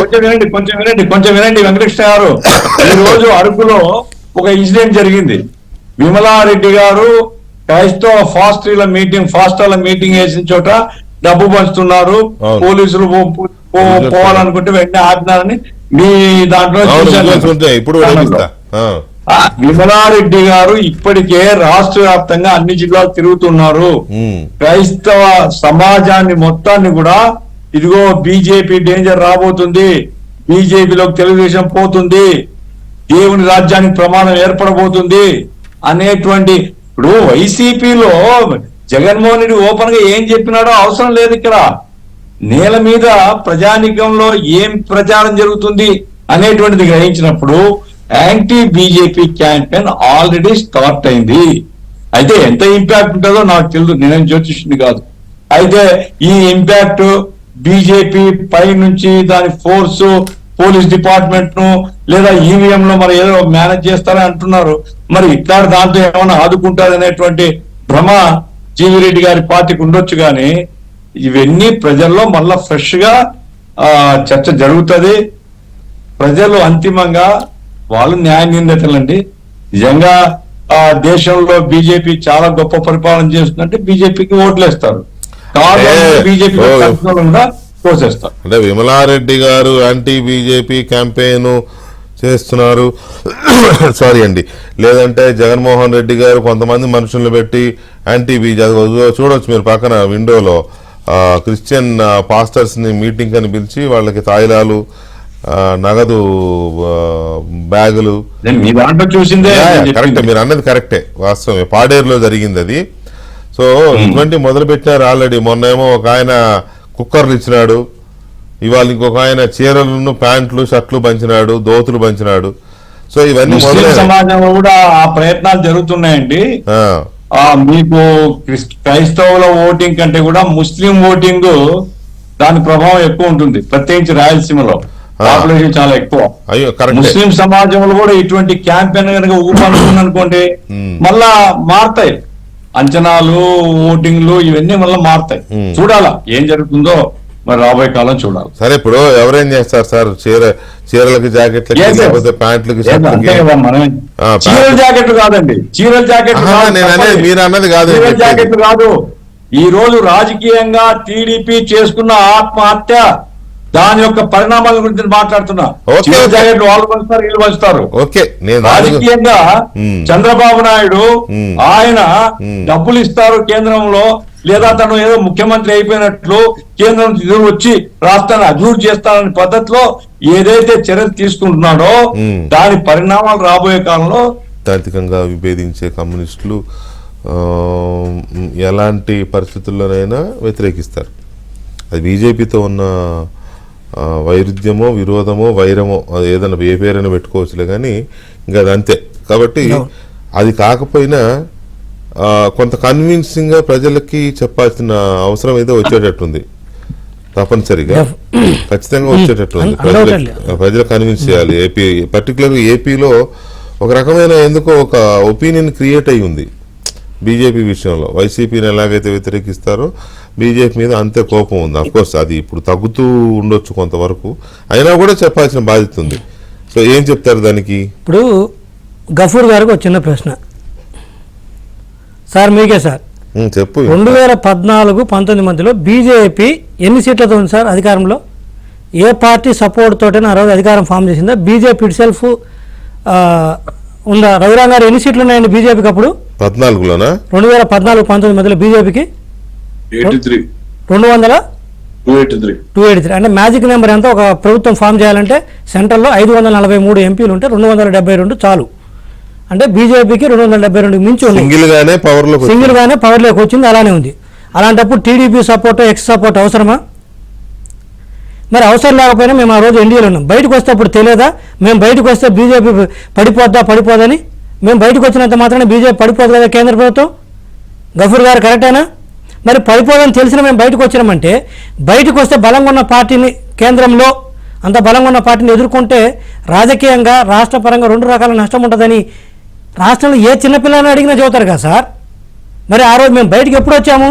2019 ఏప్రిల్ 11 జరిగిన ఎన్నికలు, ఏప్రిల్ 10వ తేదీన బయటకు వచ్చినాం మేము. 2019 ఏప్రిల్ 10న బయటకు వచ్చినామా? రఘురాం గారు ఎప్పుడు బయటకు వచ్చినాం మేము? బయటికి ఎన్డీఏ నుంచి సంవత్సరంన్నర ముందు వచ్చినాం. కరెక్టే కదా? మరి ఆ రోజు వచ్చేటప్పుడు తెలియదా రాజకీయంగా ఎటువంటి ఇబ్బంది ఉంటుందని, రాష్ట్రానికి ఎటువంటి ఇబ్బంది జరుగుతుందని, పోలవరం ఆగిపోద్దని సంగతి తెలియదా? ఈరోజు భారతదేశంలో బీజేపీకి ప్రిన్సిపల్ అపోనెంట్ ఎవరు సార్? కాంగ్రెస్. అలాంటి కాంగ్రెస్ పార్టీకి ముఖ్యమంత్రి అయినటువంటి శ్రీ యనుమల రేవంత్ రెడ్డి గారు కూడా శ్రీ నరేంద్ర మోడీ గారు నిన్న తెలంగాణకు వస్తే ఆహ్వానం పలికి కేంద్రంతో వైఖరి యుద్ధ వైఖరి ఉండకూడదు, మనకి రాజకీయాలు వేరు, రాష్ట్ర ప్రయోజనాలు వేరు, పార్టీలు వేరు ప్రభుత్వాలు వేరు అని చెప్పేసి మాకంటే మీకంటే కూడా బద్ద శత్రువు అనుకోండి, బద్ద ప్రత్యర్థి అనుకోండి కాంగ్రెస్ పార్టీ, వాళ్ళే వెళ్ళి కలిశారు. ఎందుకు? రాష్ట్ర ప్రయోజనాల దృష్ట్యా. మరి మేము బయటకు వచ్చింది ఆ రోజు మీకు రాజకీయ ప్రయోజనాలు అయితే మేము బీజేపీతో ఉండాలి. 2018లో మేము బయటకు వస్తే రాజకీయ ప్రయోజనాలు అయితే బీజేపీతో ఉంటే అందరికీ తెలుసు రాజకీయంగా ఎలా లబ్ధి పొందొచ్చో. 2019-24 మధ్యలో రాజకీయంగా బీజేపీని వ్యతిరేకించకుండా జగన్మోహన్ రెడ్డి గారు ఎటువంటి బెనిఫిట్ పొందారో. ఆఫ్టర్ ఆల్ ఒక ఎంపీని అరెస్ట్ చేయలేకపోయింది సిబిఐ, కానీ అదే ఏపీలో ఉన్న సిఐడి ఒక మాజీ ముఖ్యమంత్రిని గంటలు అరెస్ట్ చేసి తీసుకెళ్తుంది. ఇది సార్ రాజకీయ ప్రయోజనాలు అంటే. రాష్ట్ర ప్రయోజనాలు అది కాదు. మాకు తెలుసు సార్. ఒక్క నిమిషం సార్ మీకోసం ఈ సమాధానం రాష్ట్ర ప్రయోజనాలు చెప్పాలి సార్. ఇది గఫూర్ గారు వేసిన ప్రశ్న కాదు. అంటే ఆయనకు అర్థం కాలేదంటే అసలు మీరు అడిగే ప్రశ్న గఫూర్ గారికి అర్థం కాలేదు అంటే సమాధానం అర్థమవుతుంది. జీవిరెడ్డి వ్యక్తిగతంగా మిమ్మల్ని నేను గౌరవిస్తాను. అదేం లేదు సార్, ఇక్కడ పార్టీలే అంతే. కాదు కొంచెం విను బ్రదర్.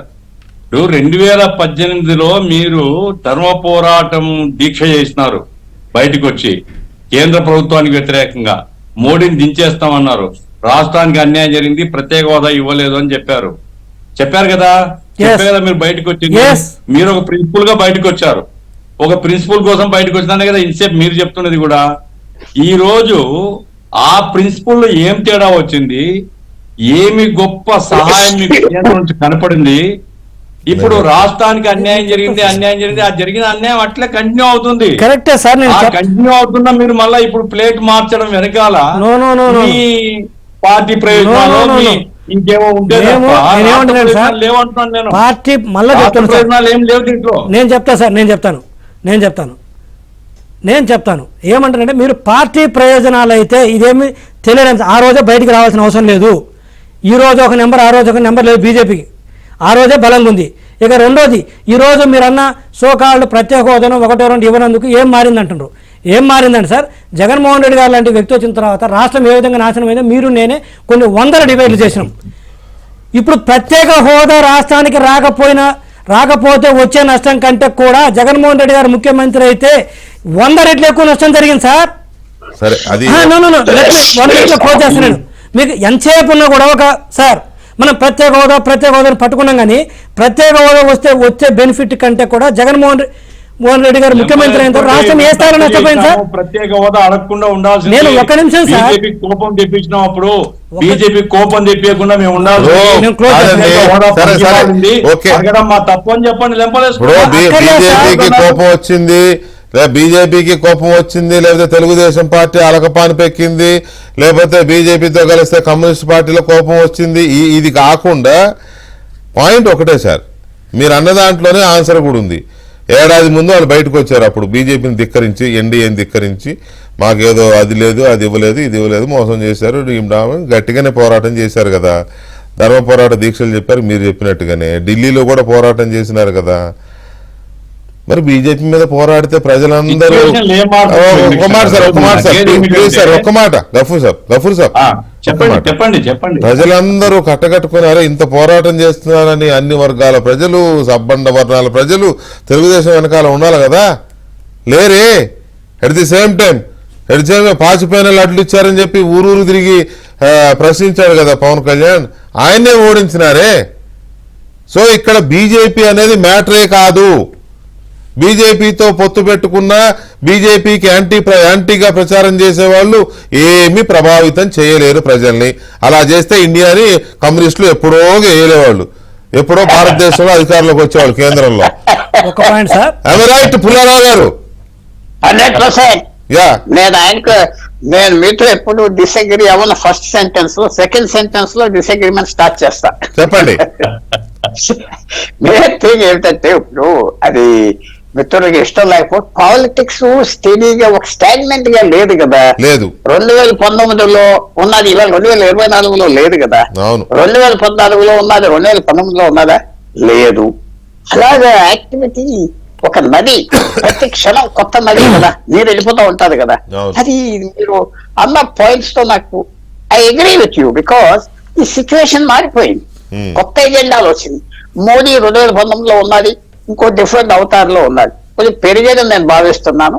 ఒక రకంగా ఆయన 10 సంవత్సరాల్లో పబ్లిక్ కూడా అలవాటు అవ్వాడు. దక్షిణ రాష్ట్రాల్లో ఎక్కువ తిరిగాడు, కొంచెం పబ్లిక్ లో ఫెమిలియర్ ఫిగర్ అవ్వాడు. 2014 కంటే ఇవాళ నరేంద్ర మోడీ అంటే ప్రతి ఒక్క వ్యక్తికి తెలుసు కదా, ఆంధ్రాలో, తెలంగాణలో, సౌత్ లో. సో అది ప్రత్యేక హోదా కావాలి అది నేను కూడా అప్పుడు కూడా అనుకున్నాను. ఇది ఏంటి, ఇది ప్రత్యేక హోదా అంటే ఏదో స్పెషల్ ట్రైన్, స్పెషల్ అని ప్రజలు కూడా కన్ఫ్యూజన్ వచ్చినది కాదు. పెద్ద ఎవరో అన్నారు నాతో, మనకు స్టీల్ ప్లాంట్ ఇమ్మనండి, మనకు ప్రత్యేక హోదా ఇమ్మనండి, అవన్నీ ఇస్తే బీజేపీకి వేస్తారా? వేరు కదా. చెప్పండి వీకే గారు. బీజేపీ అభివృద్ధి చేసేవాడికి ఎవడో ఓట్లేశాడు సార్. అభివృద్ధి చేసేవాడు ఓట్లేస్తే హైదరాబాద్ లో చంద్రబాబు నాయుడు పార్టీ ఎందుకు ఓడిపోదు సార్? రేపు మనకి మోడీ గారు, అమిత్ షా గారు వైజాగ్ వచ్చి స్టీల్ ప్లాంట్ నిలబెడుతున్నాం, ఎక్స్పాండ్ చేస్తున్నాం. ఒకటి అదేదో జోన్ అడిగారు, ఇదిగో ఆఫీస్, ఇదిగో అదేదో ఇచ్చినా ఓట్లు వేస్తారా? ఏరు కదా. బీజేపీలో చేరతాడా అని చెప్తే చేరరు కదా. అందువల్ల వాళ్ళకి ఉన్నది ఆ ఇష్యూస్ అయిపోయింది. నేను కొంచెం రూట్లెస్ గా చెప్తున్నాను.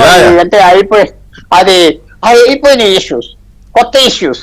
ప్లేలో ఒక డ్రామాలో 5 యాక్ట్స్ ఉంటాయి, ఇది 3వ యాక్ట్ వచ్చింది అనుకుందాం. పాతని మర్చిపోతారు, కొత్త యాక్టర్స్ వస్తారు, కొత్త బట్టలు వేసుకుంటారు, కొంచెం అలా వెళ్ళిపోతూ ఉంటుంది స్టోరీ.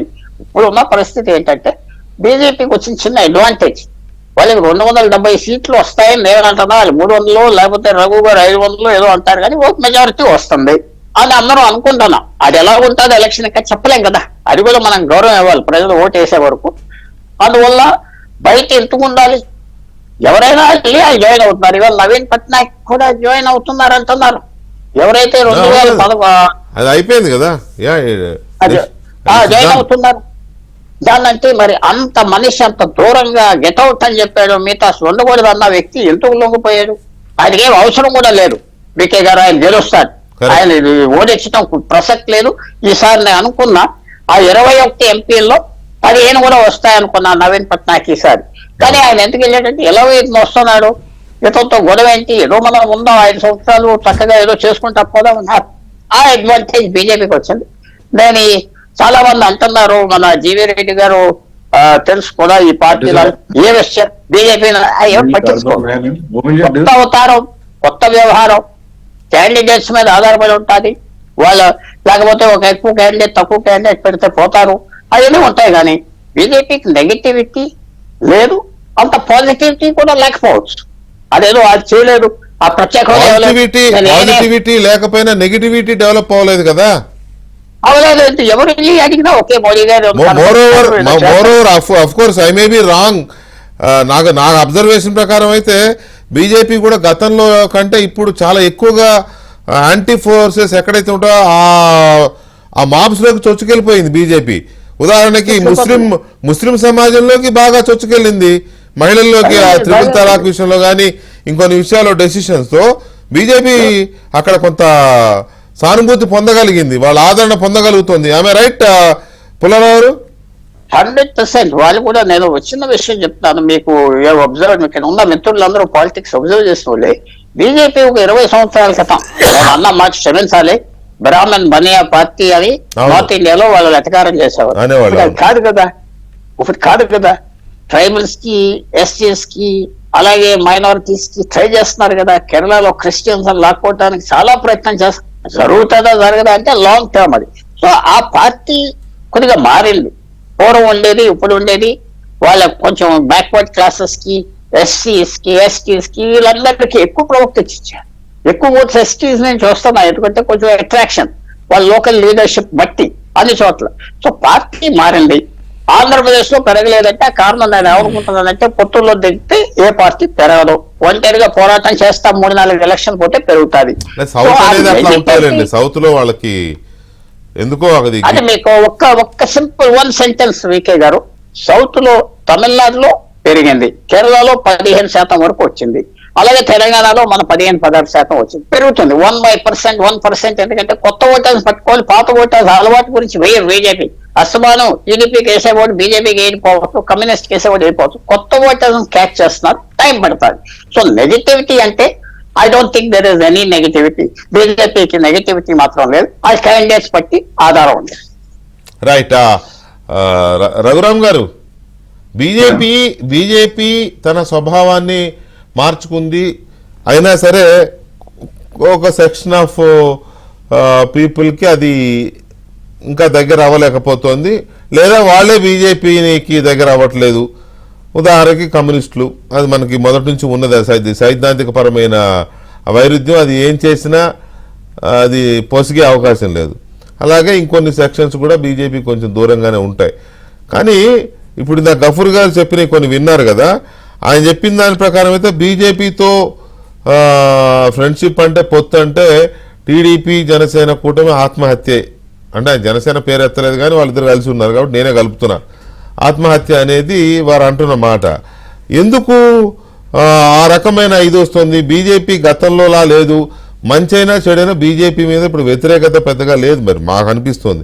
గఫూర్ గారు ఒప్పుకుంటారు ఒప్పుకోరు, ఐ డోంట్ నో. రఘు గారు చెప్పండి. వాస్తవం ఏంటంటే పుల్లారావు గారు చెప్పింది కానీ కరెక్టే. ఎందుకంటే మీరు చెప్పిన భారతీయ జనతా పార్టీ మీద ఇవాళ వ్యతిరేకత ఏ సెక్షన్స్ లోనూ వ్యతిరేకత లేదు అనేది స్పష్టంగా దేశవ్యాప్తంగా కనపడుతోంది.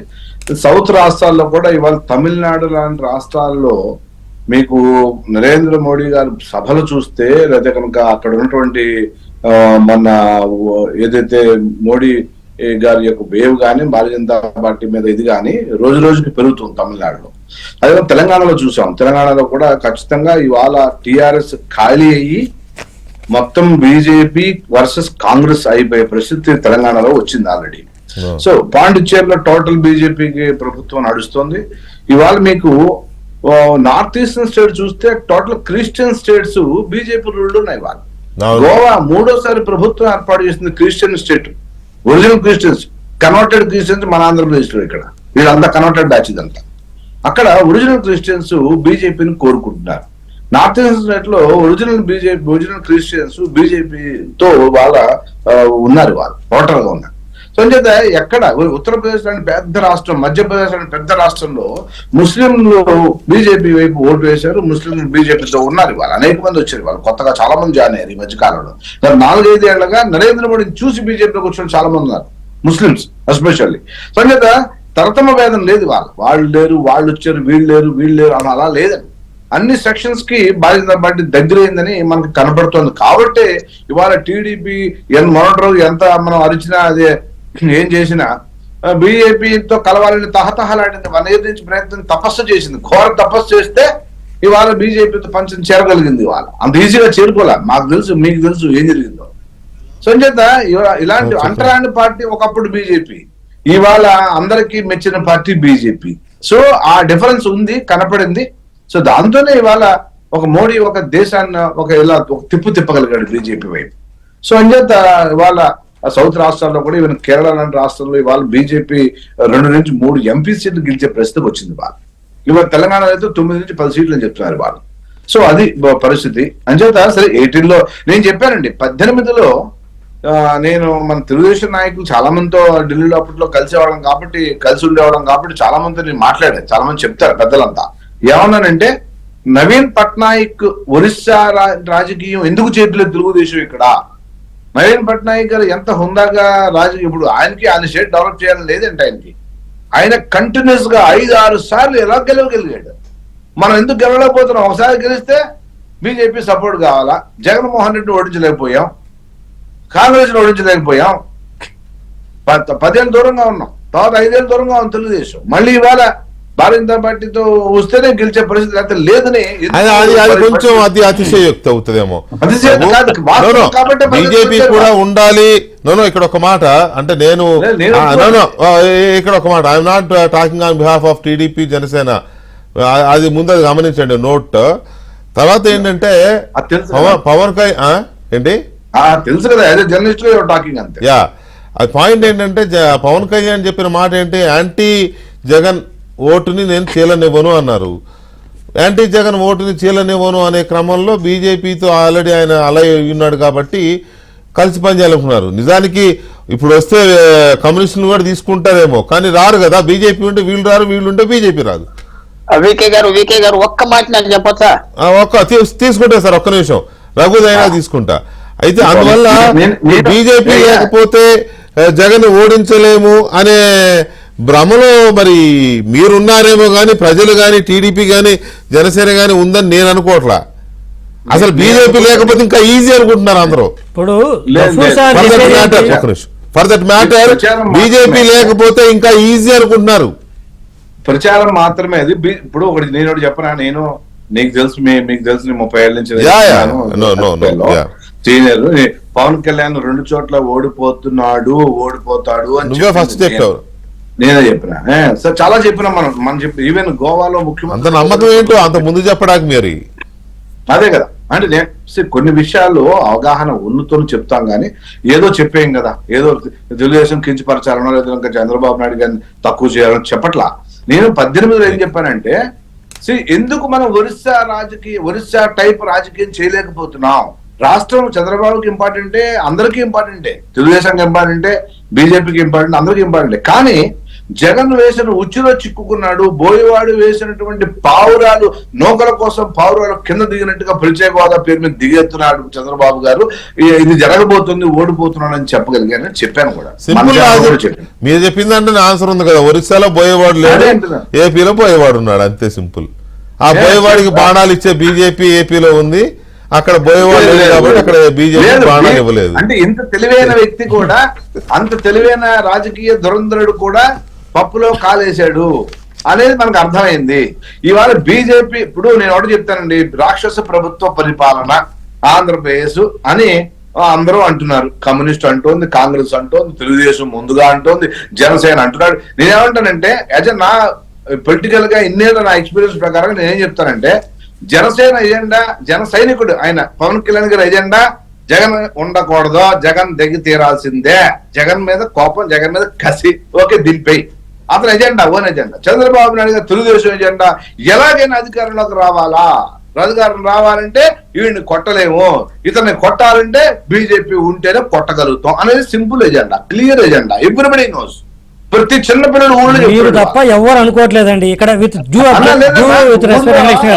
రఘురాం గారు ఒక్క నిమిషం అండి, మీరు చాలా కరెక్ట్ అంటున్నారు. మీ పరిస్థితి మళ్ళీ చెప్తున్నాను, పొత్తుల్లో ఉన్నా కూడా చెప్తున్నాను నేను. ఒక్క నిమిషం సార్ వినండి, ఒక్క నిమిషం వినండి. ఇక్కడ దాకా వచ్చిన తర్వాత క్లారిటీ ఇవ్వాలి. మా జిల్లాలో ఒక్క నిమిషం వినండి సార్, అయిపోయింది, చాలా సేపు చెప్పారు. ఒక్క నిమిషం, ఈ ఊరు రెడ్డి ఆ ఊరికి పాలేరన్నట్టు మీరు ఎక్కడ గొప్ప ఏపీలో మీ పరిస్థితి ఇంతే, ఏపీలో మీ పరిస్థితి ఇంతే. మళ్ళీ చెప్తున్నాను, మీ పొత్తుల్లో ఉన్నా కూడా ఎక్కువ ఊహించుకోవద్దు. నేను మళ్ళీ చెప్తున్నాను, మీరు దేశంలో విషయం ఏంటంటే 3 సీట్ల 4 సీట్ల అనుకునే బీజేపీ లేకపోతే టీడీపీ అధికారంలోకి వస్తుందా రాదని అసలు ప్రస్తావన ఎలా వస్తుంది? ఒక నిమిషం రాదు కదా. నేను చెప్తాను, ఈ రోజు ఏపీలో అందరూ ఏమనుకుంటున్నారు తెలుసా? మీరు అనట్లా. ఏదో రఘురామన్న నేను చెప్పనా? నా అభిప్రాయం అది కాదు. రఘురామన్న నేను చెప్పనా? ప్రజలంతా ఎవరు ఫోన్ చేసినా ఏ ఊరు వెళ్ళినా నువ్వు 3 కలిస్తేనే కొడతారు సార్, లేకపోతే ఎవరన్నారు? నేను చెప్తాను. ఎవరల్లా ఒక నిమిషం. 90 మంది వద్దనే తొంభై అంటారు. కాదు, కాకపోతే ఏంటంటే ఈ బీజేపీ కూడా ఉంటే ఎలక్షన్ కాస్త ఫెయిర్ గా జరుగుతుంది, లేకపోతే జగన్ అరాచకాలు చూస్తున్నారు కదా, భయంకరమైన ఎలక్షన్. ఇద్దరు రఘురామన్న మీ వాళ్ళ చెప్పనా? నామినేషన్ లేకుండా మీ వాళ్ళ చంపితేనే దిక్కులేదు. ఒక్క నిమిషం. మీ పార్టీ అధ్యక్షురాలు నోటుకు వచ్చినట్టు తిడితే నిలదీసిన వాళ్ళు లేడు, ప్రశ్నించిన వాళ్ళు లేడు మీ వాళ్ళు. ఆ? అందువల్ల సో ఇలాంటివన్నీ ఇలాంటివన్నీ చాలా ఉన్నాయి. ఒక్క నిమిషం మన పుల్లారావు గారు, సారీ నేను మిమ్మల్ని ఆపాను, నేను అన్నదానికి చెప్తున్నా, చెప్పండి. అదే పర్వాలేదు. ఏంటంటే ఒక చిన్న పాయింట్, పొత్తులు అనగానే ఇప్పుడు సిపిఐ సిపిఎం పొత్తులో ఉండదంటే వాళ్ళకి 85లో మీకు జ్ఞాపకం, అందరికీ జ్ఞాపకం, ఎన్టీఆర్ దిప్పేశాక ఆయన బీజేపీతో పొత్తు ఉన్నది ఒక పక్కన, కమ్యూనిస్ట్ పార్టీ ఇద్దరితో పొత్తు ఉన్నది. అందుకే ఆయన ఎన్టీఆర్ అయ్యాడు. అంటే వాళ్ళ పొత్తు ఎలా ఉన్నదంటే కమ్యూనిస్ట్ అప్పుడు మేము బీజేపీ ఉన్న క్యాండిడేట్స్ తోట మేము క్యాండిడేట్స్ పెట్టుకుంటాం, వాళ్ళని సపోర్ట్ చేయాలి అది పెట్టుకున్నాం. సో అలా పొత్తులు అనేది, అలయన్సెస్ అనేది ఎన్నో రకాలుగా చేయొచ్చు, ఎన్నో అవెన్యూస్ ఉన్నాయి. ఇది పెద్ద ఎవరికి ఆ ఈవోకి నొప్పి లేకుండా చేసుకోవటానికి మరి అలా చేస్తారా లేదా అది చూడాలి. మనం అది చేస్తారు అనుకుంటున్నాను, నేను ఆఫర్ చేస్తారు అని అనుకుంటాను. అంటే ఇప్పుడు అతివాదులు మితవాదులు అనే 2 గ్రూప్స్ ఉంటాయి కదా, బీజేపీలోనూ ఈ మితవాదులు వచ్చేసినారు, కమ్యూనిస్టులోనూ మితవాదులు వచ్చేసారు, కాబట్టి ఇక అది పొసిగే అవకాశం లేదు. ఆనాడంటే సుర్జిత్ గారు బర్ధన్ గారు, ఇప్పుడు మధ్యలో ఒక్క నిమిషం సార్, అప్పుడంటే సుర్జిత్ గారు, బర్ధన్ గారు, తర్వాత ఇక్కడేమో వాజ్పేయి గారు, అద్వానీ గారు, ఇలాంటి అద్వానీ గారు కొంత ఫెరోషియస్ ఇదైనా వాజ్పేయి గారు లాంటి జైజాంటిక్ పర్సనాలిటీస్ ఉన్నాయి కాబట్టి సిచ్యువేషన్ అర్థం చేసుకుని ఎన్టీ రామారావు లాంటి ఒక టవరింగ్ పర్సనాలిటీని చూసుకొని వాళ్ళు కొంత అడ్జస్ట్ అయ్యారు. మీరు చెప్పిన ఫార్ములా ప్రకారం వాళ్ళు పోటీ చేసిన దగ్గర వీళ్ళు పోటీ చేయరు, వీళ్ళు చేసిన సంథింగ్ ఏదో ఈక్వేషన్. కానీ ఇప్పుడు ఆ పరిస్థితి లేదు, అసలు వాసనే పెట్టట్లేదు గాలి. ఆ గాలి రావద్దని కోరుకుంటున్నారు వీళ్ళు, వీళ్ళ గాలి వాళ్ళకొద్దు వాళ్ళకొద్దు. సో కాబట్టి ఏంటి గఫూర్ గారు, ఇందులో ఏమైనా తేడా ఉందా? అది కాదు, అంటే మీరు అవకాశం ఇస్తే మాట్లాడతాను, లేకుంటే మీరు మాట్లాడుతున్నారు కంటిన్యూ చేయండి. అయ్యో ప్లీజ్ చెప్పండి, అవకాశం దాన్ని డిస్ప్యూట్ చేయడం లేదు. ప్లీజ్ చెప్పండి గఫూర్ గారు. ఇప్పుడు పాయింట్ ఏమిటంటే రఘురామ్ గారు చెప్పింది, రఘురామ్ గారు సీనియర్ మోస్ట్ పాలిటీషియన్, బీజేపీలో కూడా జాతీయ స్థాయి నాయకుడు. ఆయన చెప్పిన మాటను జీవీ రెడ్డి గారు కంటెస్ట్ చేస్తున్నారు. అవును, ఫ్యాక్ట్ ఏమిటంటే తెలుగుదేశం యొక్క ఉన్నత స్థాయి నాయకత్వం వారి యొక్క భావన ఏమంటే బీజేపీ లేకుండా ఈ రాష్ట్రంలో వైసీపీని ఓడించలేము అనేటువంటి ఒక నిర్ణయానికి వచ్చినారు. కాబట్టే ప్రాధేయపడో తాపత్రయపడో లేకుంటే ఎవరెవరితో చెప్పించుకునో రకరకాల ప్రయత్నాల ద్వారా చేసుకుంటారు. దాని గురించి ఇప్పుడు మనం చర్చించేయగలది కూడా ఏం లేదు. అట్లాగే రెండవది ఏమంటే నేను చెప్పేది, ఈ రోజు సార్ కమ్యూనిస్టులు బలపరుస్తారా లేదా అనేది ఇమ్మెటీరియల్. అవును, కమ్యూనిస్టులు బలపరచకపోతే ప్రపంచం ఆగిపోతూ, కమ్యూనిస్టు బలపరిస్తే తలకిందులేం కాదు.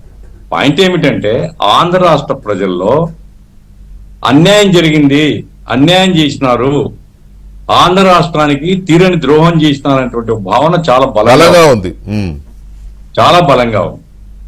రాజధాని దగ్గర నుంచి అన్ని విషయాలు, రాజధాని జీవీఎల్ గారు చెప్పిన మాట చిన్న మాట కాదండి, 30 రాజధానులు పెట్టుకుంటారు, మాకేం అభ్యంతరం, చిన్న మాట కాదు. ఒక రాజకీయ పార్టీ అంత అవహేళనగా మాట్లాడినప్పుడు హర్ట్ అవుతారు, ఫీలింగ్స్ మనోభావాలు హర్ట్ అయినాయి ప్రజలవి.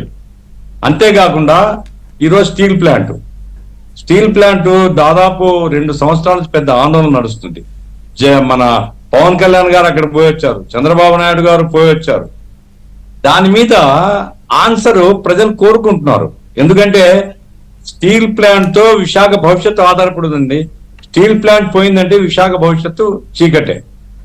అంతేకాకుండా ఆ పోలవరం, అంతేకాకుండా వెనుకబడ్డ ప్రాంతాలు, అట్లాగే కడప స్టీలు, లేకుంటే పారిశ్రామికరణ, ప్రత్యేక హోదా క్లోజ్డ్ చాప్టర్ అనేసి బీజేపీగా తరఫున 1 కాదు 10 సార్లు చెప్పారు వాళ్ళు. ఇప్పుడు దాన్ని రివైవ్ చేస్తానని నేను అనుకోవడం లేదు. కాబట్టి మీ కలయిక ఏ కలయికన్నా పెట్టుకొని మీరు పెన వేసుకుంటారా, చేతులు చేయగలుపుకుంటారా, కౌగిలించుకుంటారా, మీ ఇష్టం ఏమైనా చేసుకోండి. కానీ ప్రజలకు ఈ ప్రశ్నలకు ఆన్సర్ చెప్పేటువంటి పద్ధతిలో మీరుంటే ప్రజలు హర్షిస్తారు. లేకపోతే మాత్రం ప్రజలు చీకొడతారు. ఆ దృష్టిలో పెట్టుకుంటే అది బాగుంటుంది. జీవిరెడ్డి గారు నేను అంటున్నది కూడా అదే. రెడ్డి గారంటే రెడ్డి గారంటే వారి పార్టీ వారి పార్టీ అయినా కావచ్చు, మీరు అన్నట్టు టీడీపీ అయినా కావచ్చు, జనసేన కూడా అదే చెప్పాల్సి వస్తుంది. అప్పుడు పాచిపోయిన అట్లా అన్నారు కదా, మరి ఇప్పుడు ఏంటి అనే దానికి వాళ్ళు చెప్తారు. బీజేపీ కూడా చెప్పాల్సి వస్తుంది, ఎందుకంటే మా మీద మీకు ఇంత కోపం ఉంది, బట్ ఇగో ఇది అని మెప్పించాలి, ప్రజలను ఒప్పించాలి, మెప్పించాలి. రెండవది ఏమంటే గారు ఇప్పుడు తెలుగుదేశం పార్టీ తరఫున చాలా సార్లు ఆరోపణ చేసినారు. నేను సిపిఎం పార్టీ తరఫున చాలా సార్లు చెప్పాను. ఇప్పుడు ఫ్యాక్ట్ ఏమిటంటే ఈ 5 సంవత్సరాలు ఆపద్ బాంధవుడు వైసీపీకి ఎవరంటే బీజేపీనే. బీజేపీ గవర్నమెంట్ యొక్క సెంట్రల్ గవర్నమెంట్ యొక్క సపోర్ట్ లేకుండా ఆంధ్రప్రదేశ్ లో ప్రభుత్వం నడవలేదు. ఎప్పుడో దివాలా తలకిందులు అయిపోయేది పరిస్థితి. అన్ని విధాల నిర్మలా సీతారామన్ గారు కావచ్చు, నరేంద్ర మోడీ గారు కావచ్చు ఆదుకుంటూ వచ్చారు. నేను ఎందుకు ఆదుకున్నారు ఏమిటి ఆ వివరాలు నేను పోదలేదు. కాబట్టి బీజేపీ యొక్క సానుభూతి వైసీపీకి ఉంది అనేటువంటిది ప్రజల్లో బలంగా నాటుకొని పోయింది. అది తొలగించుకునే పద్ధతిలో బీజేపీ పనిచేయాలా, రాష్ట్రానికి అన్యాయం జరిగిపోయింది అనేటువంటి భావన ప్రజల్లో ఉన్నప్పుడు రాష్ట్రంలో ఇదిగో ఇవన్నీ మేము చేస్తామనేటువంటి అష్యూరెన్సెస్ మీరు ఇస్తే ప్రజలు ఏమన్నా మరి ఏం ఆలోచిస్తారో నాకు తెలియదు. కానీ ఆ రకంగా పోకపోతే మాత్రం ఇది వికటించేటువంటి ప్రయోగం తప్ప సత్ఫలితాలు ఇచ్చే ప్రయోగంగా మాత్రం ఉండదు అనేటువంటిది. ఈ విషయంలో మీరు అన్న పాయింట్ లో జగన్ ప్రభుత్వానికి అడిగినప్పుడల్లా అప్పిస్తూనో ఇంకో రకంగానో ఎంకరేజ్ చేసుకుంటూ వచ్చింది బీజేపీని. వాళ్ళు లేకపోతే జగన్ ప్రభుత్వం ఎప్పుడో దివాళా తీసేది, రాష్ట్రం ఎప్పుడో దివాళా తీసేది అనే పాయింట్ గతంలో కూడా 2-3 సందర్భాల్లో చర్చకు వచ్చినప్పుడు కొంతమంది రాష్ట్రంలో ఉండే కొంతమంది ఇంటలెక్చువల్స్ అనండి, లేకపోతే కాస్త ఎలైట్ పీపుల్ అనండి, లేకపోతే కాస్త రాజకీయాలని చర్చించేవాళ్ళు కొంతమంది చెప్తున్న ఒపీనియన్ ఏంటంటే, నిజంగానే కనుక కేంద్రం అడిగినప్పుడు అప్పు ఇవ్వకపోతే, లేదా ఇంకో రూపంలో సర్దుబాటు చేయకపోతే జగన్మోహన్ రెడ్డి దేవుంది తడిగుడ్డేసుకుని కూర్చుంటాడు. నష్టపోయేది ఎవరు? ఉద్యోగులకు జీతాలు ఉండవు, ప్రజలకు సంక్షేమం ఉండదు. ఇవి నష్టపోయేది రాష్ట్రమే కదా. ఆ రూపంలో ఎందుకు ఆలోచించరు బీజేపీ చేసిన ఒప్పుకుందాము, తాత్కాలికంగా ఒప్పుకుందాము.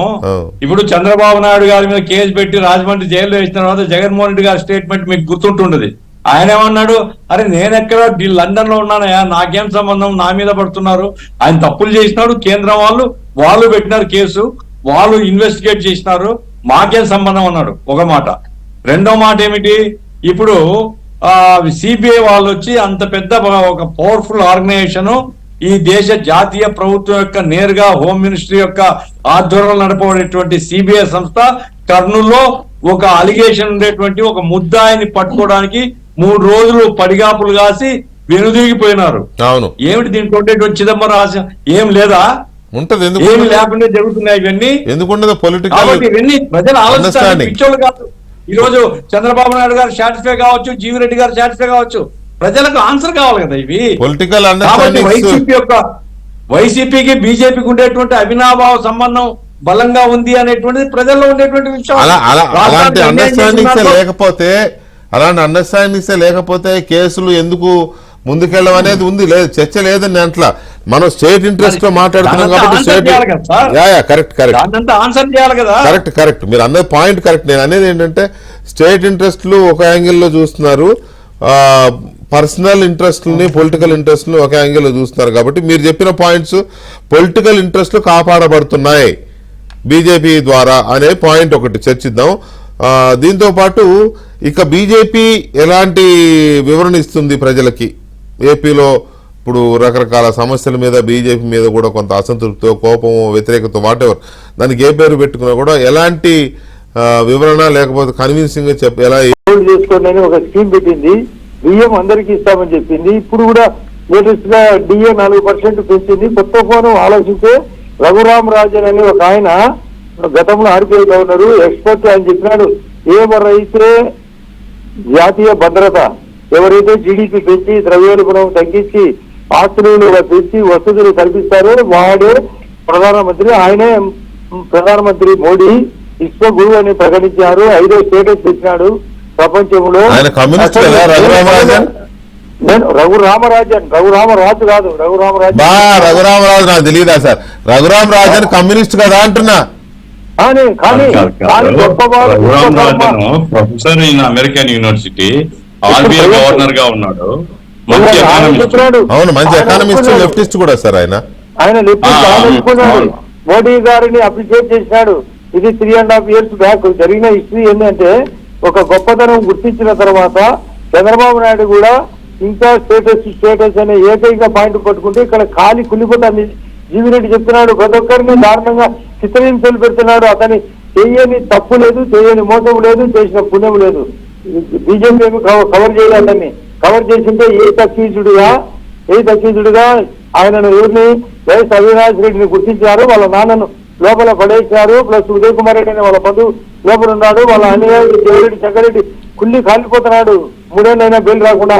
అంటే బీజేపీ కవర్ చేశారని మీరంటారు, కవర్ చేయలేదని మేము అంటున్నాం. దీంట్లో మనం వాదం ప్రతివాదం కాదు, ఇది ప్రజలు గమనిస్తున్నారు.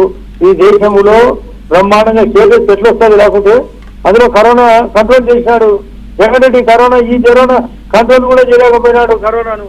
అసలు అప్పుడు కేసీఆర్ గారు మీ తుంగభద్ర పక్కన వ్యాన్లు పోతుంటే ఆపినాడు, కనీసం ఒక ఫోన్ కాల్ కొట్లే.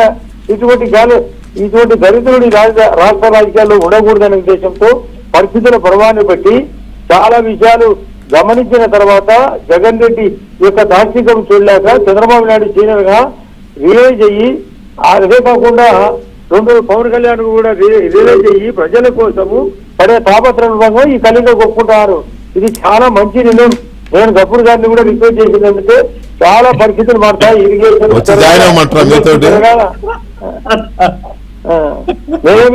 నాకు బీజేపీ నుండి కవర్ చేయాల్సిన అవసరం లేదు.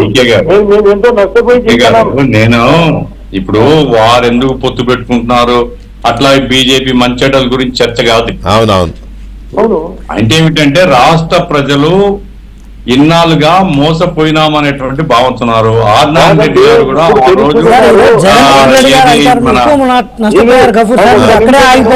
రోజు చెప్పేది అదే. వివేకానంద రెడ్డి కేసు విషయంలో ఆర్నాన్ రెడ్డి గారు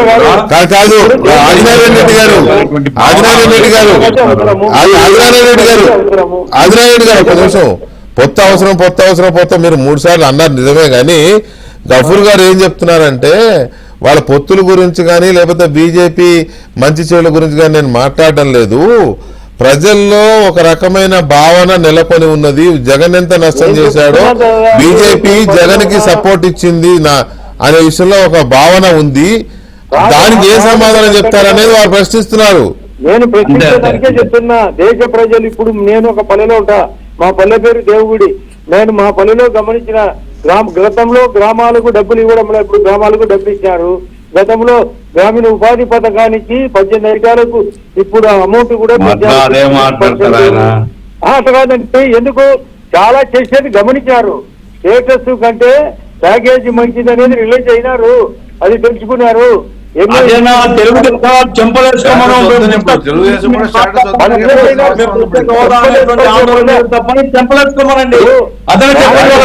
పుల్లారావు గారు చెప్పినట్టు మ్యాచ్ పరిస్థితులు పట్టినట్టు గతంలో 50 overs 5 days మ్యాచ్ జరిగేది, ఇప్పుడు 20 overs కి మారింది. అవసరమైతే సింగిల్ ఓవర్ కి మారింది. గతంలో 2 అంపైర్లు అన్నారు, అంపైర్లు ఇప్పుడు 3 వాళ్ళు వచ్చారు. నేను ఒక మాట చెప్పదలుచుకున్నా ఇక్కడ మీ ఇద్దరి మధ్య. స్టేటస్ మంచిదా, ప్యాకేజ్ మంచిదా, ఎవరు రియలైజ్ అయ్యారు, ఎందుకు రియలైజ్ అయ్యారు పక్కన పెడితే, తల కిందికి కాలు పైకి పెట్టి తప్ప చేసినా ప్యాకేజ్ స్టేటస్ వచ్చేది లేదు, ప్యాకేజ్ వచ్చేది లేదు అని రియలైజ్ అయ్యారు. ఆ రియలైజ్ అయ్యి దానికంటే ఇతరత్రా తెచ్చుకుందాం, అధికారాలు ముఖ్యం. మీరు ఈ ప్యాకేజీలు వీటన్నిటికంటే ముందు ముగిసిన అధ్యాయం అని చెప్పి ఎప్పుడైతే చెప్పారో అప్పటి నుంచి మీరు మాటలో నిలబడ్డారు సార్. మీరు గ్రేట్. మీరు బీజేపీ ఎక్కడ నేను మెచ్చుకుంటానంటే బీజేపీని ఇది ముగిసిన అధ్యాయం అని చెప్పి తర్వాత మళ్ళీ మాట మార్చలే, కట్టుబడి ఉన్నారు మీరు.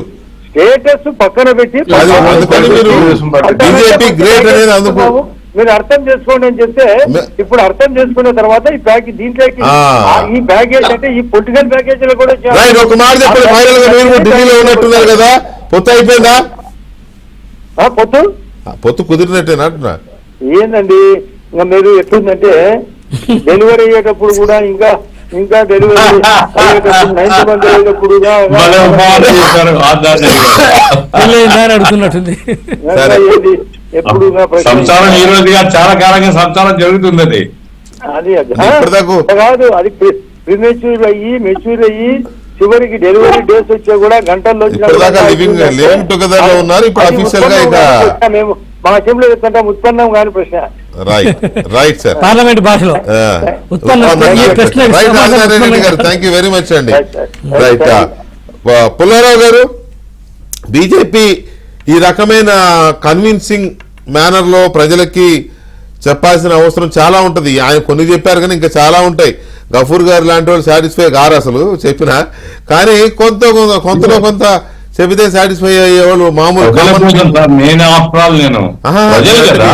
గఫూర్ గారు లాంటి వాళ్ళు అంటే ఐ మీన్ ఇండివిజువల్ గా కాదండి, పార్టీగా చెప్తున్నా. పార్టీ ప్రజలు ఒక దశలో నా కన్విన్సింగ్ గా చెబితే నచ్చ చెబితే మారుతారు, వాళ్ళ అభిప్రాయం మార్చుకుంటారు.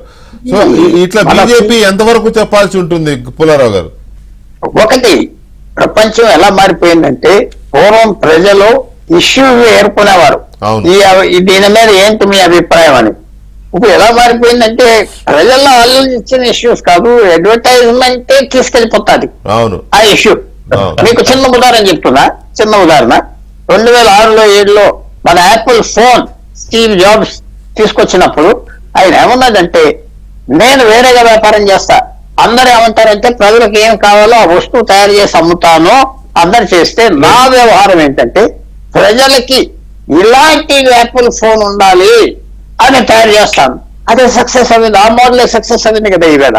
అందువల్ల అడ్వర్టైజింగ్ వల్ల అనుకోండి, మీడియా వల్ల అనుకోండి, ఆ రాజకీయ నాయకుడుకున్న మేధావి శక్తి అనుకోండి, తెలివితేటలు అనుకోండి, మొత్తం నెరేటివ్ సబ్జెక్టే మారిపోతుంది కదా. ఇప్పుడు ఎలక్షన్ వచ్చేటప్పటికి with all due respect Gafoor garu అందరికీ, ఇప్పుడు ఇవాళ ఏం ఆలోచిస్తున్నాం? మోదీకి 370 వస్తాయా రావా? ఒకటి. 400 వస్తాయా రావా? అలాగా ఎజెండా మారిపోయింది. పూర్వం ఏంటంటే ఇది చెప్పి ఇల్లు మొదలకి ఇల్లు, ఈ మైల్ స్టోన్ నుంచి అని ఉండేది. ఇప్పుడు మార్కెటింగ్ టెక్నిక్స్ అనుకోండి, మీడియా అనుకోండి, ఇంటర్నెట్ అనుకోండి, సోషల్ మీడియా అనుకోండి, ప్రజలకి ప్రశ్నించే అవకాశం లేదు. అలా వెళ్ళిపోతా ఉంటుంది, ముందరికి వెళ్ళిపోతా ఉంటుంది, క్యాంపెయిన్ వెళ్ళిపోతుంది. ఎవరైతే ఆ క్యాంపెయిన్ స్టేర్ చేస్తారో ఆ సబ్జెక్టే డిస్కస్ చేస్తాం. డిస్కస్ చేసేది ఏం చేస్తాం? ఎన్నో విషయాలు. $5 ట్రిలియన్ ఎకానమీ అయిపోవాలంటున్నాం, 3వ స్థానానికి వచ్చే భారతదేశం అంటున్నాం.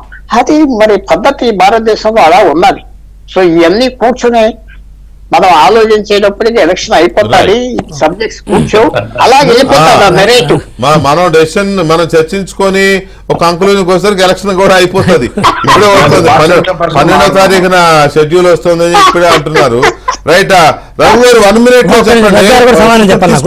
నేను అడుగుతాను, వారికి సమాధానం చెప్పాలి. రగ్గారే మీరు ఇంకా ప్రశ్న ఆన్సర్ సార్. గఫూర్ సార్, మీ ఇద్దరికి ఒకటి చెప్తున్నాను.